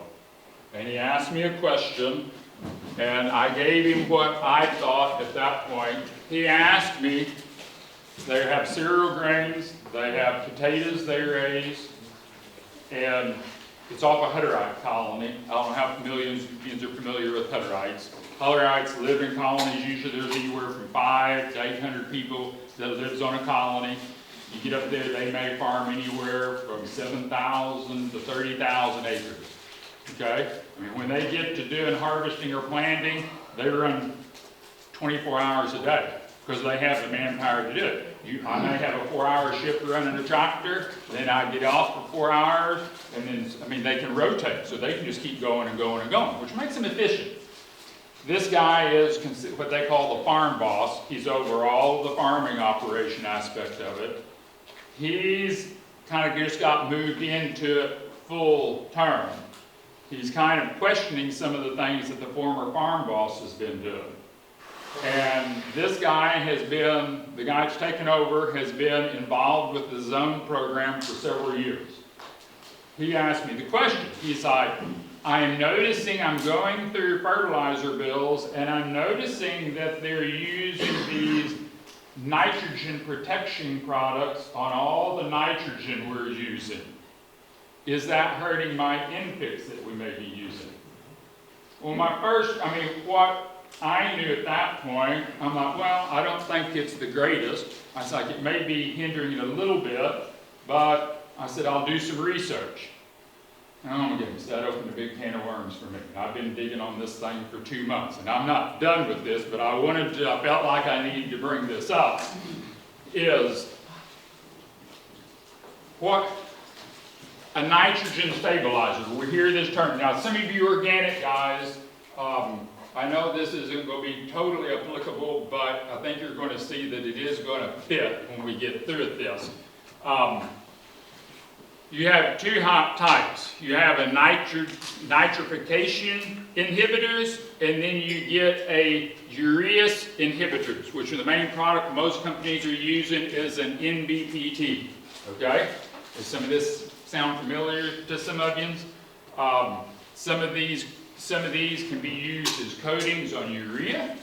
Some of them can be additives that put in like liquid 28%. Okay? Or some of your other, I don't know how they're doing it, but I think they're doing some stuff even with like anhydrous and things like that too. I'm not sure exactly how. The nitrification inhibitors. The purpose of this product is to keep ammonia, nitrogen, which is NH3, from converting to nitrates, which is NO3, okay? What that product's supposed to be doing, it's supposed to be holding it in the NH3 form. Now, the main component that most of them is using is called DCD, which is dicyanamide. I don't think they pronounced that completely correctly. That's why they use DCD. Or nitropyrene, which is the actual chemical name is trichloromethylpyridine is the name of this. Now, trichloromethyl, to me, I'm not the greatest chemist, but I'm already picking up some names here. This means there's 3 parts chlorine in this. There's 3 chlorine. Now, we know what chlorine's used for. Now, what do you think that's going to do to bacteria and earthworms? All right? I mean, we're getting ready to cause some issues, and I'm still doing some studying on this part as far as what this actually is all composed of. I'm not real sure yet. Have you heard that term yet, Brian? That dicyanamide? Yeah? So if anybody knows anything else on some of this that I don't have, feel free to chime in, because I'm still learning. I'm all ears on this too, okay? What that's doing, obviously, and this is their selling point, it slows down bacteria, because it's a known fact that bacteria is doing this converting from NH3 to nitrate. Now, you remember what I was saying earlier about how we have the free-living bacteria, they convert into gas to NH4. 4. Don't get that. This is 3. Okay? So this NH3 is anhydrous ammonia, or NH3. The bacteria is making our NH4. But remember what I said, those bacteria that makes NH4, then there's a associative bacteria that takes the NH4 and converts it to what? Nitrate. So, this is their information, all right? So, they're saying this slows bacteria. That's why I did the other presentation first. That way this would make sense now, right? So, you already know, well, what are they doing? These associative bacteria that's converting, all right? Now, are you beginning to get a little bit of a picture of how I should answer this guy in Canada? What's this going to do to infants? We may kill 1/3 of what's in that product. So, we're not done yet, okay? So,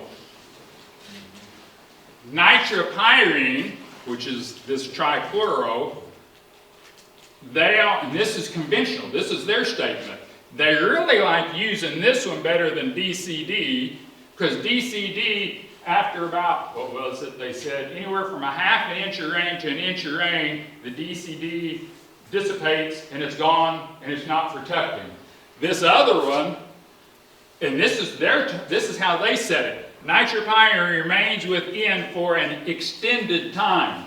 They wouldn't give what the half-life or how long this stuff was going to be in the soil. They won't even say, even on their labels. I can't find it anywhere where they're supposed to be, where they should say, oh, this is going to be in effect for 30 days or 60 days. Because you get some herbicides, they'll tell you, if you apply this herbicide, don't plant this other crop for 6 months or whatever.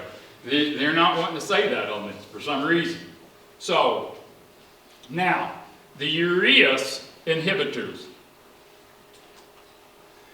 This stops urea conversion to NH4. Okay? So it's stopping urea, so it's going to keep urea in a urea form to where it's never going to convert to nitrates, or NH4. So it's not going, so what's this bacteria? Or what's this? I give it away, didn't I? This is the nitrogen that our bacteria is making. If this is inhibiting this, I got a sneaking suspicion it's going to inhibit my free-living nitrogen-fixing bacteria too. Because if it's going to inhibit this conversion, it could inhibit this altogether. All right? How does it do this? By disabling, it's their terms, disabling the enzyme urease. Urease is it's not the same. In my other presentation, we had that nitrogenous. The nitrogenous is the enzyme that is used to get to this by bacteria. This is an enzyme that some of these bacteria use that converts this to this. So we've already, and it's like, and I can't find out yet, I'm trying to figure out, have they figured out a way that this compound is only altering this enzyme, or is it more of a shotgun approach that they're doing it? We made this compound, we realize that it will shut any enzyme activity down, and that would be easier for them to make, and it's just going to shut all enzymes down. Well, if it shuts all enzymes down for any period of time, then that's going to stop earthworm activity and biological activity for, as they said with the other product, an extended period of time. Okay? Now, and we wonder why in some of these commercial operations that they're having trouble with crop residues decomposing. If you're shutting down the enzyme process, what is that going to do to overall decomposition? It's going to go to nothing. I mean, we're not going to get any decomposition of crop residue, animal manures, anything. Now, if that shuts down, what's that mean to you as a farmer? You got to go buy more NPK.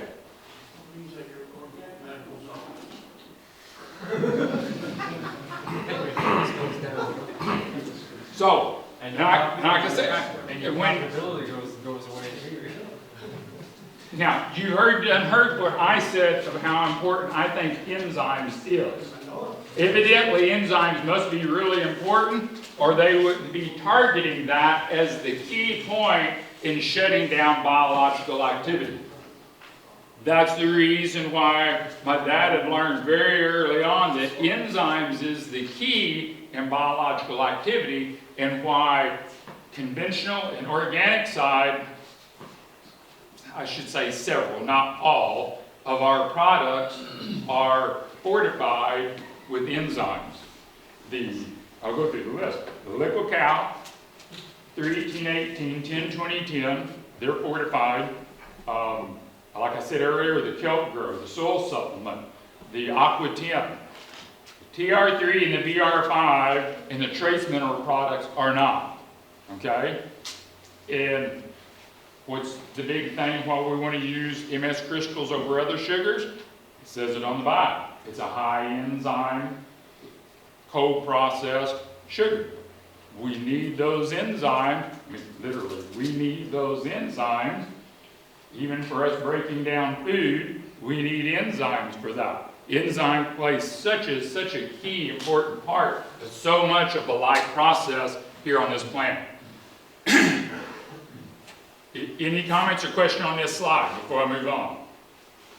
So what does that do to groundwater and the nitrates if that shuts it down? Well, does that carry over? I don't know. And like I said, I'm still doing, there's one of the ingredients for one of these products that it shows that it's trademarked and patented, and I'm not being able to find what it is. They just kind of have a name. And I keep looking, and it's like, you're supposed to be able to get to this information. And my oldest son, Ezekiel, he's pretty tech savvy on stuff. Oh, you're just not looking in the right spot. I said, go for it. You find it, I'll give you a bonus. And he searched there for 2 days when he was with me last week. Well, I just can't come up with anything. Oh, really?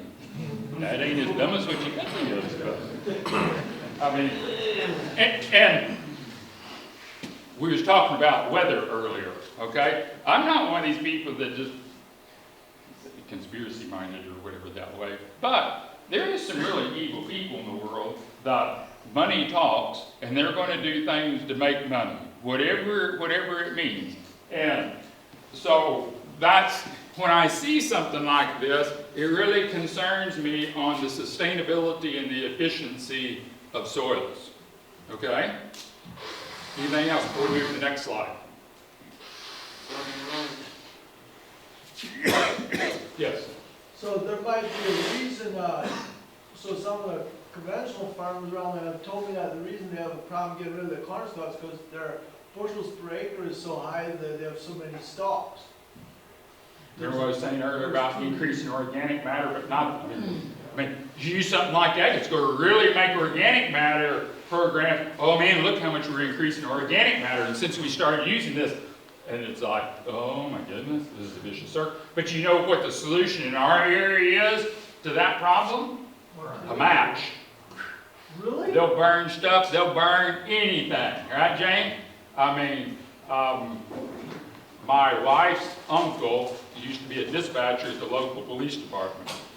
And he knew kind of what I was involved in. It wasn't very long after I married into the family, and he kind of figured out what we did and everything. He's like, you're gonna like this story. And I'm like, okay.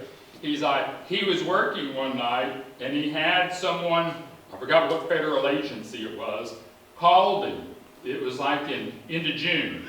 They're like, what in the world is going on in southeast Missouri? We see all these mushroom clouds showing up on some of our satellite imagery, where everybody was burning off their wheat fields. You get an 80-acre wheat field, I mean, it creates this mushroom cloud. It'll go up 20, 30,000 feet up in the atmosphere, where they were picking it up. Well, they was like, what's going on down there? And he's like, well, everybody's burning off the wheat fields. Well, he just, oh, well, and he figured out what we were involved in, and he was like, you're going to find this interesting. And, oh, that is, that's kind of interesting that way. But, so, but that's the solution in our area for excessive crop residue is you burn it. You burn it. This past fall, we had a dry fall. They flood rice fields to grow rice. And we were so dry, they were even burning off rice stubble this fall. They burn anything. I mean, they're pyromaniacs down there, the farmers are. They'll burn anything. Because that residue's in the way. We got to get rid of it. Well, my thing is, that should be a key, guys, that your decomposition's dead. You need to change your fertility practices. Things are supposed to rot. If they don't, there's a problem. Okay? I see another hand. Brian. The other factor could be, which I question, is if a person has livestock manure, and these guys are using Rumensin or Bouldertech, that Rumensin or Bouldertech kills gram-positive bacteria in the rumen, supposedly for efficiency. Well, that Rumensin's in the manure, you put this on a soil, what is it going to do to a gram-positive bacteria in the soil? Of course, the companies say that there's a short half-life to it, but they never give you the specifics of what is short. So, short could be 20 years. And that's kind of my thing. I mentioned earlier, we don't, on our cattle operation, we don't use any antibiotics and no vaccines. I've never used a commercial wormer because along with what Brian said, if I'm feeding a commercial wormer, that a percentage of that is going through that animal, end up in the manure, and if it ends up in the manure, then what's that going to do to my earthworms and beneficial nematodes? Dead, gone. That's why I don't want to go there. That's why I use more natural methods for doing that, something that's not going to be detrimental that way. Yes? What do you use? I'm using an herbal blend that I put together of cloves, nutmeg, and black walnut. I come up with that concoction from what I've learned about human health. That's the best thing for you to use. Pumpkin pie is better for you than what you think. I like pumpkin pie. I use that as an excuse. I can eat the whole pie because I'm getting rid of parasites with it. Right. The mineral you use will also help. What now? The mineral you use will also help. Yeah. Some minerals in the mineral contents and some of the I think it's more the micronutrients that's in there, will have an effect on those too. kind of like the question earlier, how can you have a healthy corn stalk and a bad corn stalk? Right? It has to do with what? The immune system. Well, parasites, I realize that you can come in contact and get a parasite, but if your body's healthy, it can help on eliminate that thing and not keep it there too. Okay? So, I see another hand there, Holger. Okay, now, they said this about denitrification. This is in the blue or yellow book. There's a graph in there about this. Denitrification is the process when facultative aerobic bacteria run out of O2 oxygen. Remember I mentioned that earlier. The nitrogenous thing uses oxygen. Our aerobic bacteria are oxygen breathers, okay? There is some families, Pseudomonas, that's their actual name, their last name, Pseudomonas and Bacillus. These are classified as aerobic bacteria.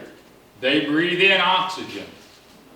But the Heavenly Father gives these bacteria a very unique ability in the sense that they can, I don't like using the term, it's the best way to describe it. They can switch from being an aerobic bacteria to an anaerobic bacteria in the sense that if the oxygen level in the soil starts getting low, they have the unique ability of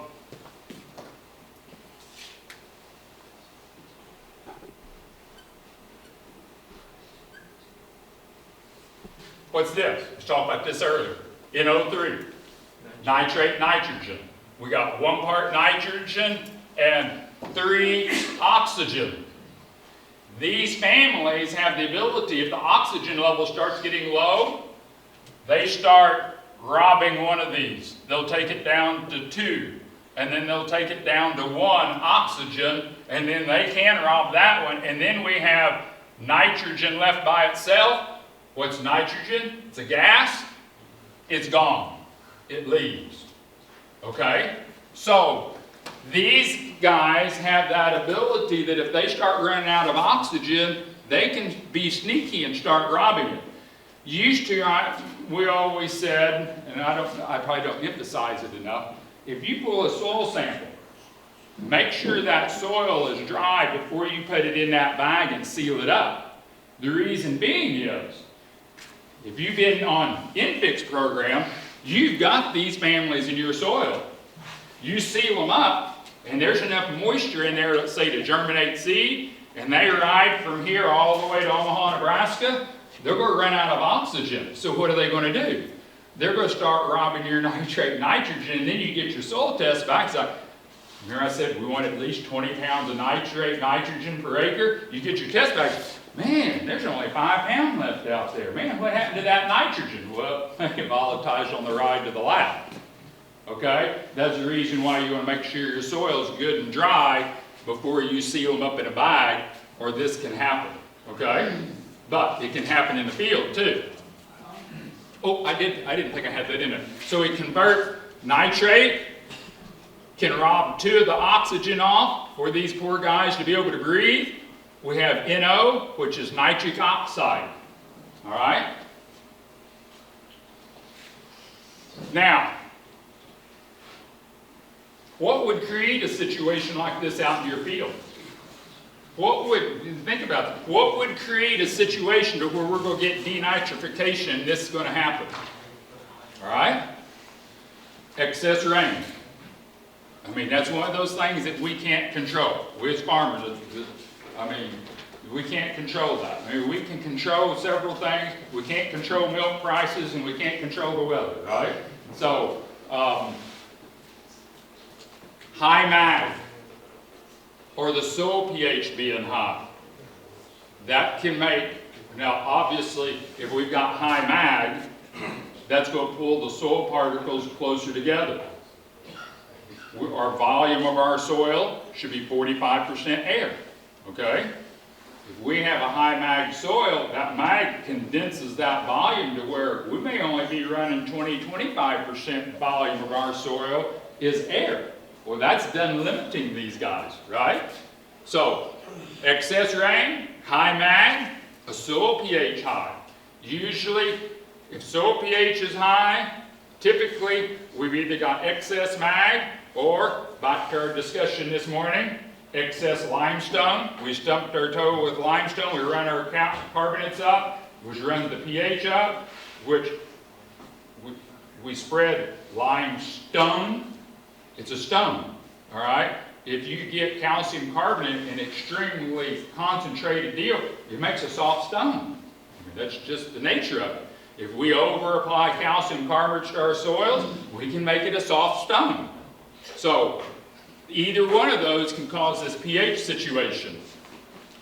Low calcium, low humus. Now, you're thinking about, I'm sitting here thinking about my farm that James was just talking about. That soil test and our humus content. And I'm thinking about our annual rainfall down there is 59 inches a year. And the problem is, we get most of that rain about 3 months out of the year. 3 or 4 months, you get the majority, or way over the majority of that rain. Most of it is like March and April. I mean, March and April. See, I think our normal March is like 12, 13 inches of rain. I mean, April, kind of the same thing. Well, you see what my soil test looked like. You wonder why I doubled my rate of my soil supplement and my soil spray this fall? Why I doubled up on my bacteria? Because I'm looking at this situation and I'm like, oh my goodness, what's going to happen come April? Am I going to have any of my bacteria left that I'm spending the money on? Now, I wanted to jumpstart it to try to get something going last fall, but I'm also looking down the road here too. So that's why I'm kind of bringing this up even for some of you organic guys that you can think about, because what's the biggest limiting factor on an organic farm, on an input? Nitrogen. So this is very, very important this way, okay? Now, I got this slide. This is a slide I don't have done yet. That's why this may not completely make sense. NDSU, this is North Dakota State University. According to them, they're saying that you need to use both of these type of products. The nitrification one and the urease inhibitor, because we have too much soil surface residue, and so a bunch of this nitrogen is laying up on top of this residue, and it's more higher probable to flash off, and we're going to lose it. So we need to use all these inhibitors for that purpose. And it's like, oh my goodness, guys, you guys are supposed to be the educated guys in this, okay? Think about this. Also, it's necessary if we have a soil pH greater than 7. Do you want to know what the pH of anhydrous ammonia is? It's over 10. So if you put anhydrous ammonia down in your soil, what do you think is going to happen to that soil pH, even if it's only like a day or two period of time?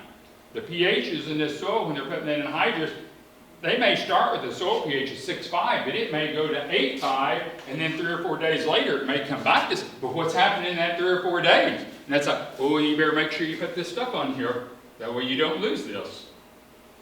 Okay? Now, how do we prevent this? And this is where this would fit any better, the organic or conventional, either one. How are we going to prevent denitrification of the soil? Now, think about this. They're coming up more as the band-aid of what to mix in with the nitrogen to keep from losing the nitrogen. What they're doing, that is, I'd say, credible. This is a problem. We need to fix this problem. Instead of going to the root of the problem, it's like, well, let's put this band-aid on this, and then we're going to go on.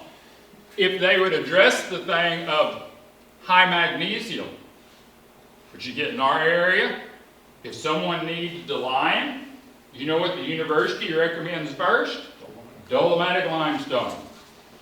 Because Missouri has something, and they're proud of it. The university likes to recommend it. We have some of the highest magnesium dolomitic limestone in the United States. And they love recommending it.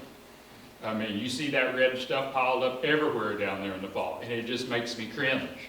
Because I see these type of problems, and them recommending that, they're selling fertilizer for years to come. And additives to go along with them. Okay? Keep our water soluble calcium up.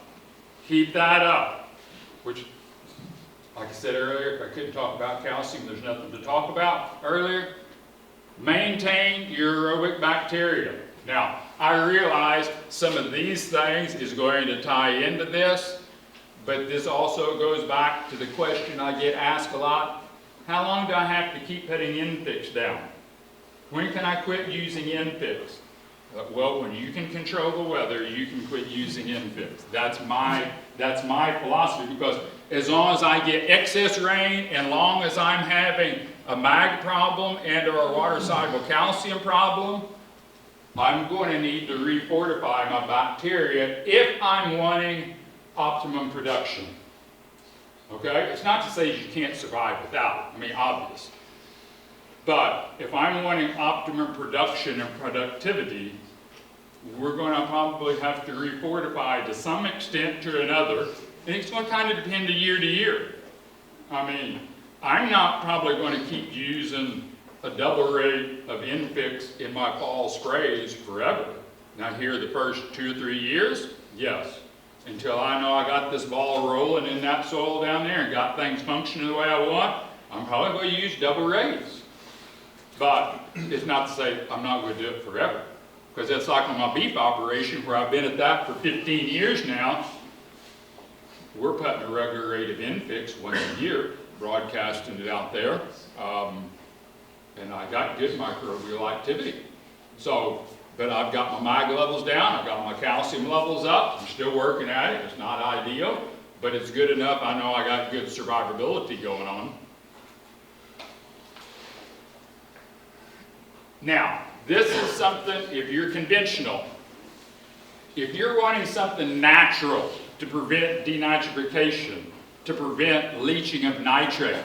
See, another argument why they're saying they're doing this is nitrate nitrogen is so leachable in the soils, we got to prevent this. Well, that's one of the reasons why they're talking about using the urease inhibitors, is to keep it from converting to nitrates to where we don't lose it. But we can stabilize nitrates at the same time. If you're applying a nitrate, let's say in a liquid nitrogen, or if you're using a liquid fish. Now I realize nitrogens in a fish isn't near as leachable or volatile as like a liquid 28, okay? But if you're concerned, let's say you have a soil, it's tight, we have high mags, we don't have it functioning right, you may want to look at putting a ½ pound to a pound of MS crystals per acre with that nitrogen source to stabilize it, okay? You could add, if you know you've got really low water-soluble calcium levels, add a little bit of the liquid cal to the liquid nitrogen. I mean, if you're conventional, you got a 28, you can use a quart up to a gallon of liquid cal per acre, blend it in with your 28%. It will help stabilize it from volatilizing and from leaching, okay? Keep sulfur levels up. If you're using a liquid 28, I always stress have at least 4% sulfur with a liquid 28. Always, 4%. Fish, I realize most of the time, I mean, even the fish that we keep and we handle is a high phosphorus fish, because in fish they're allowed to use an acidifier as a preservative for the fish to preserve it. You can use either phosphoric acid, which gives you a high phos fish like a 250 or a 140 or whatever, or they can use sulfur. and have a high sulfur, I said not high sulfur, but it would be like a 220, and most of the time it has 2% sulfur with it. Most of the time everybody is wanting extra phosphorus because you're using the fish in a corn starter. We want more phosphorus for the corn.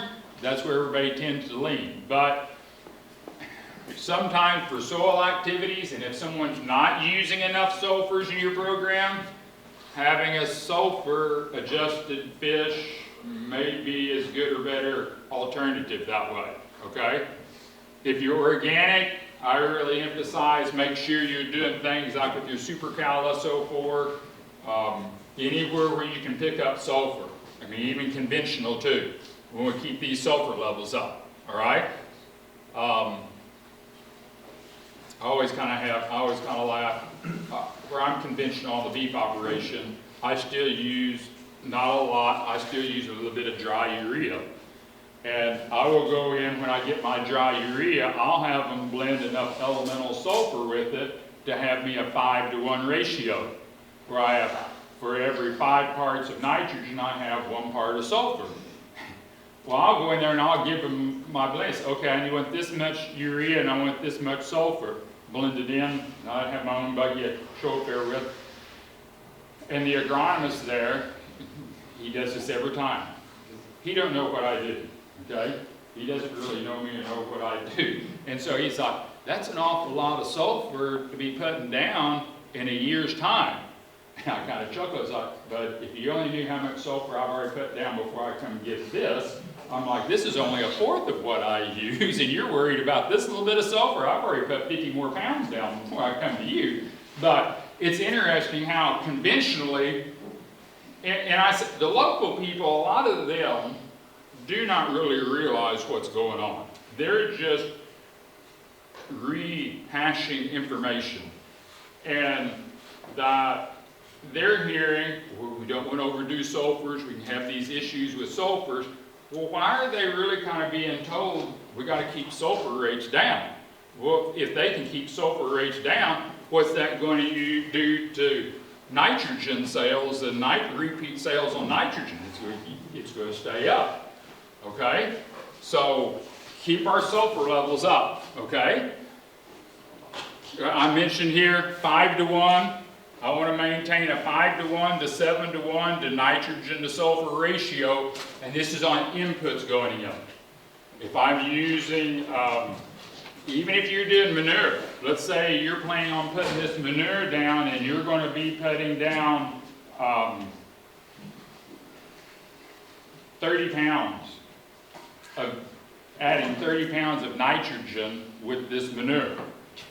Make sure you either have close to that time of application enough sulfur to fit a 5-to-1. If you're going to put 30 pounds of nitrogen and you're trying to maintain this, that we're needing 6 pounds of sulfur to go with that 30 pounds that may be from a manure or whatever else, okay? Maintain this 5-to-1. I don't like going over 7-to-1. My dad always used this number, this 7-to-1. That's kind of where he always come up with on liquid nitrogen a 28,004. That's a 7-to-1 ratio. That is, for the time when he was going through that in the early and mid-80s, I think it worked. But like some of you have seen this chart I've had on the sulfurs and the atmosphere and what's happened to them in the last 40 years, we need more sulfurs in proportion to that. And that's why myself personally, I'm running here this 5-to-1 ratio at this point, okay? Now, back to these inhibitors that we started with in this discussion. The denitrification inhibitors and the urease inhibitors. What's this doing to soil life? I have found 2 scientific journal articles at this point that is documenting that those products are slowing down earthworm activity. They were going through, and what they were doing was they were taking soil and they were counting, having so many pounds of soil, and they put so many earthworms in it, and treating that soil with like just 28%, and another one with one of the additives and doing that, and then they were waiting, what was it? I'm still wading through that journal and trying to get all that information. I think it was like 3 days and 7 days and 21 days.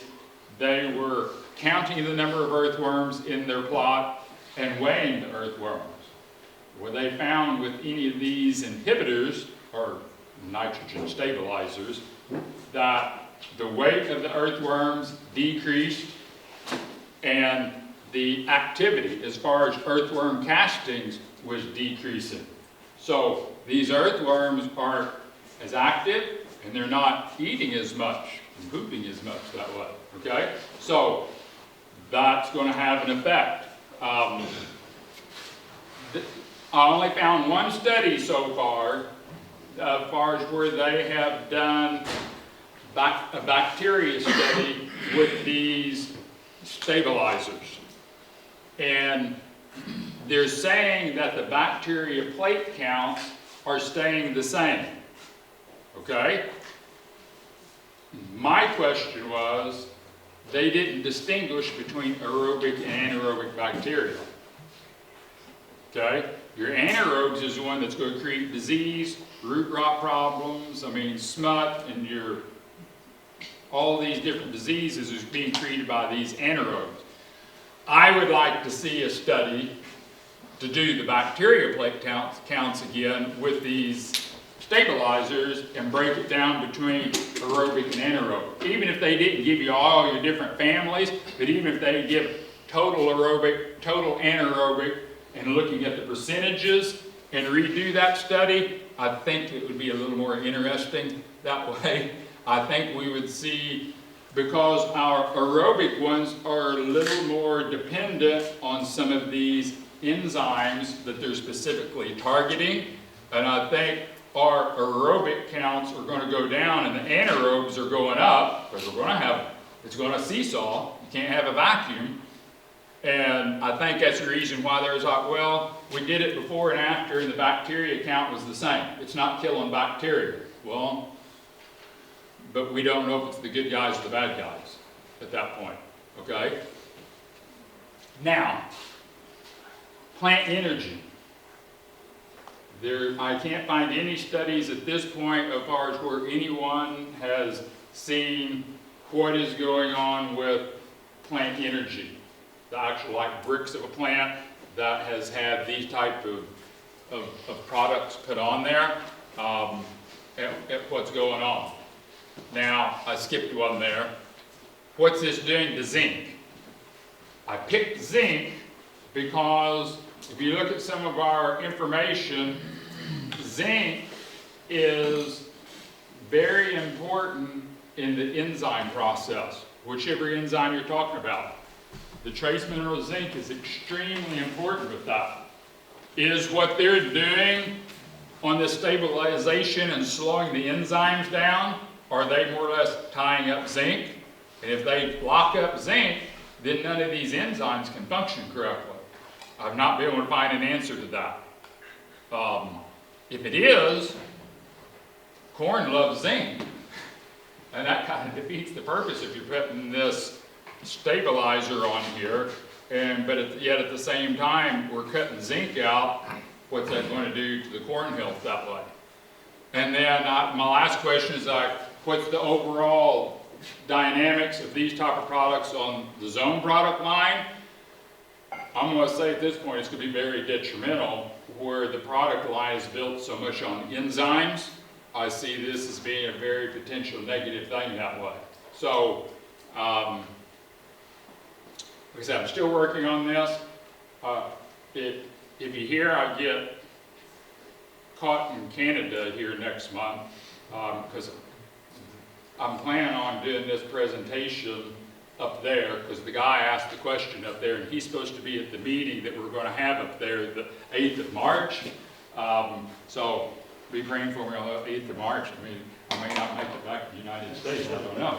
But, But that's, this, like I said, this is still kind of an ongoing thing. I mean, this presentation, as I learn more in the future, I mean, if I find out any more, I will probably throw onions that way, but this is, I don't know, it's very harmful.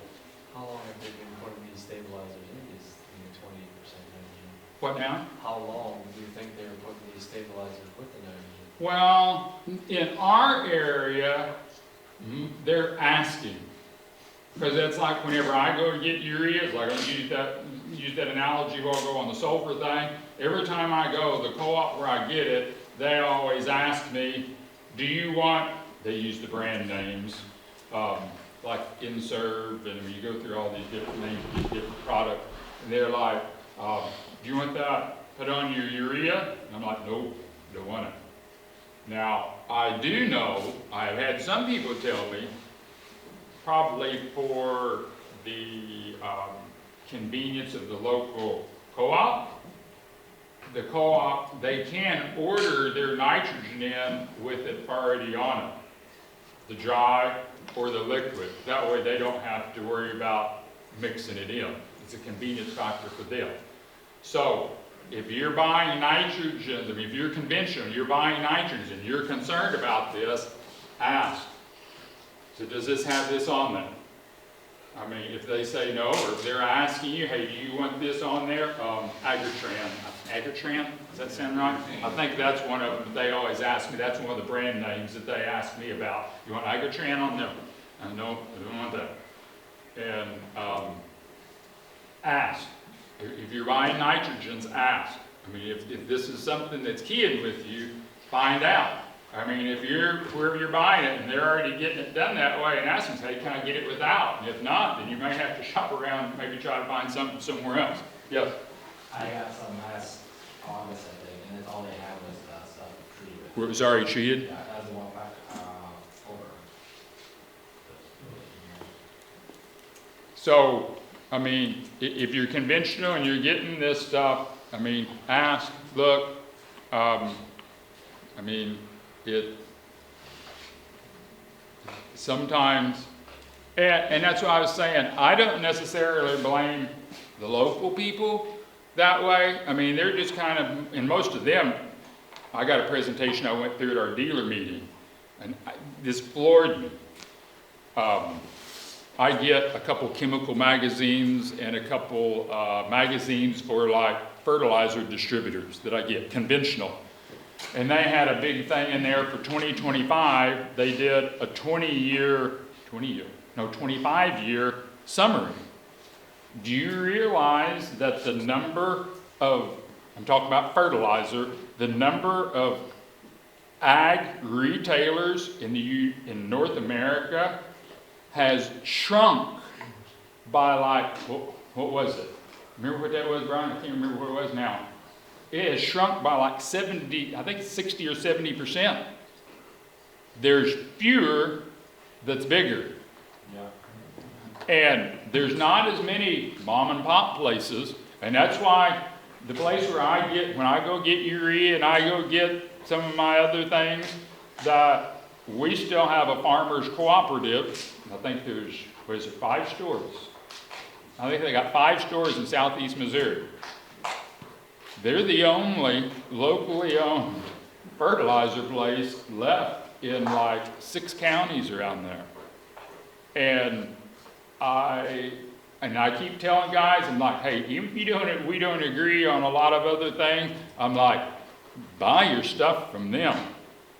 I said, oh, but I can get it cheaper from so-and-so or the other one. And I'm like, this is kind of a Walmart syndrome type thing. They're going to sell it cheaper until our farmers co-op's out of business. Now, once they're out of business, what do you think is going to happen to fertilizer prices? Then you got 2 big guys, or they can have a golfing day, and they can decide what everybody's prices for 5 counties is going to be. And I'm like, we need to support, and I say this, I mean, if you're going and you're buying something from a fertilizer cooperative, try to pick a smaller mom and pop place. It may be a little inconvenient for you. It may be not the best in price, but if we lose those, we're going to be in real trouble. We may not have a choice on nitrogens. Okay? That you may, if you're going to buy urea or 28%, it's going to have this stuff on it. So just think about that when you're making choices for this spring. That's like on our farm, and trying to figure out what we're going to need in liquid 28% and things. I mean, I had no choice. I'm buying from that farmer's co-op. Any of that stuff that we don't have, I'm going to be buying it from them. Just because I'm like, I want to support those, because if we lose them, and so think about that in your area. I mean, I can't emphasize that enough. We have a super Walmart in Dexter, Missouri. It was built in, I don't remember, because it was done probably 25 years ago. I've never set foot in the place, and I never will. I mean, I would fight it tooth and toenail. Someone's going to try to drag me in it. I'm just telling you, ain't going to do it.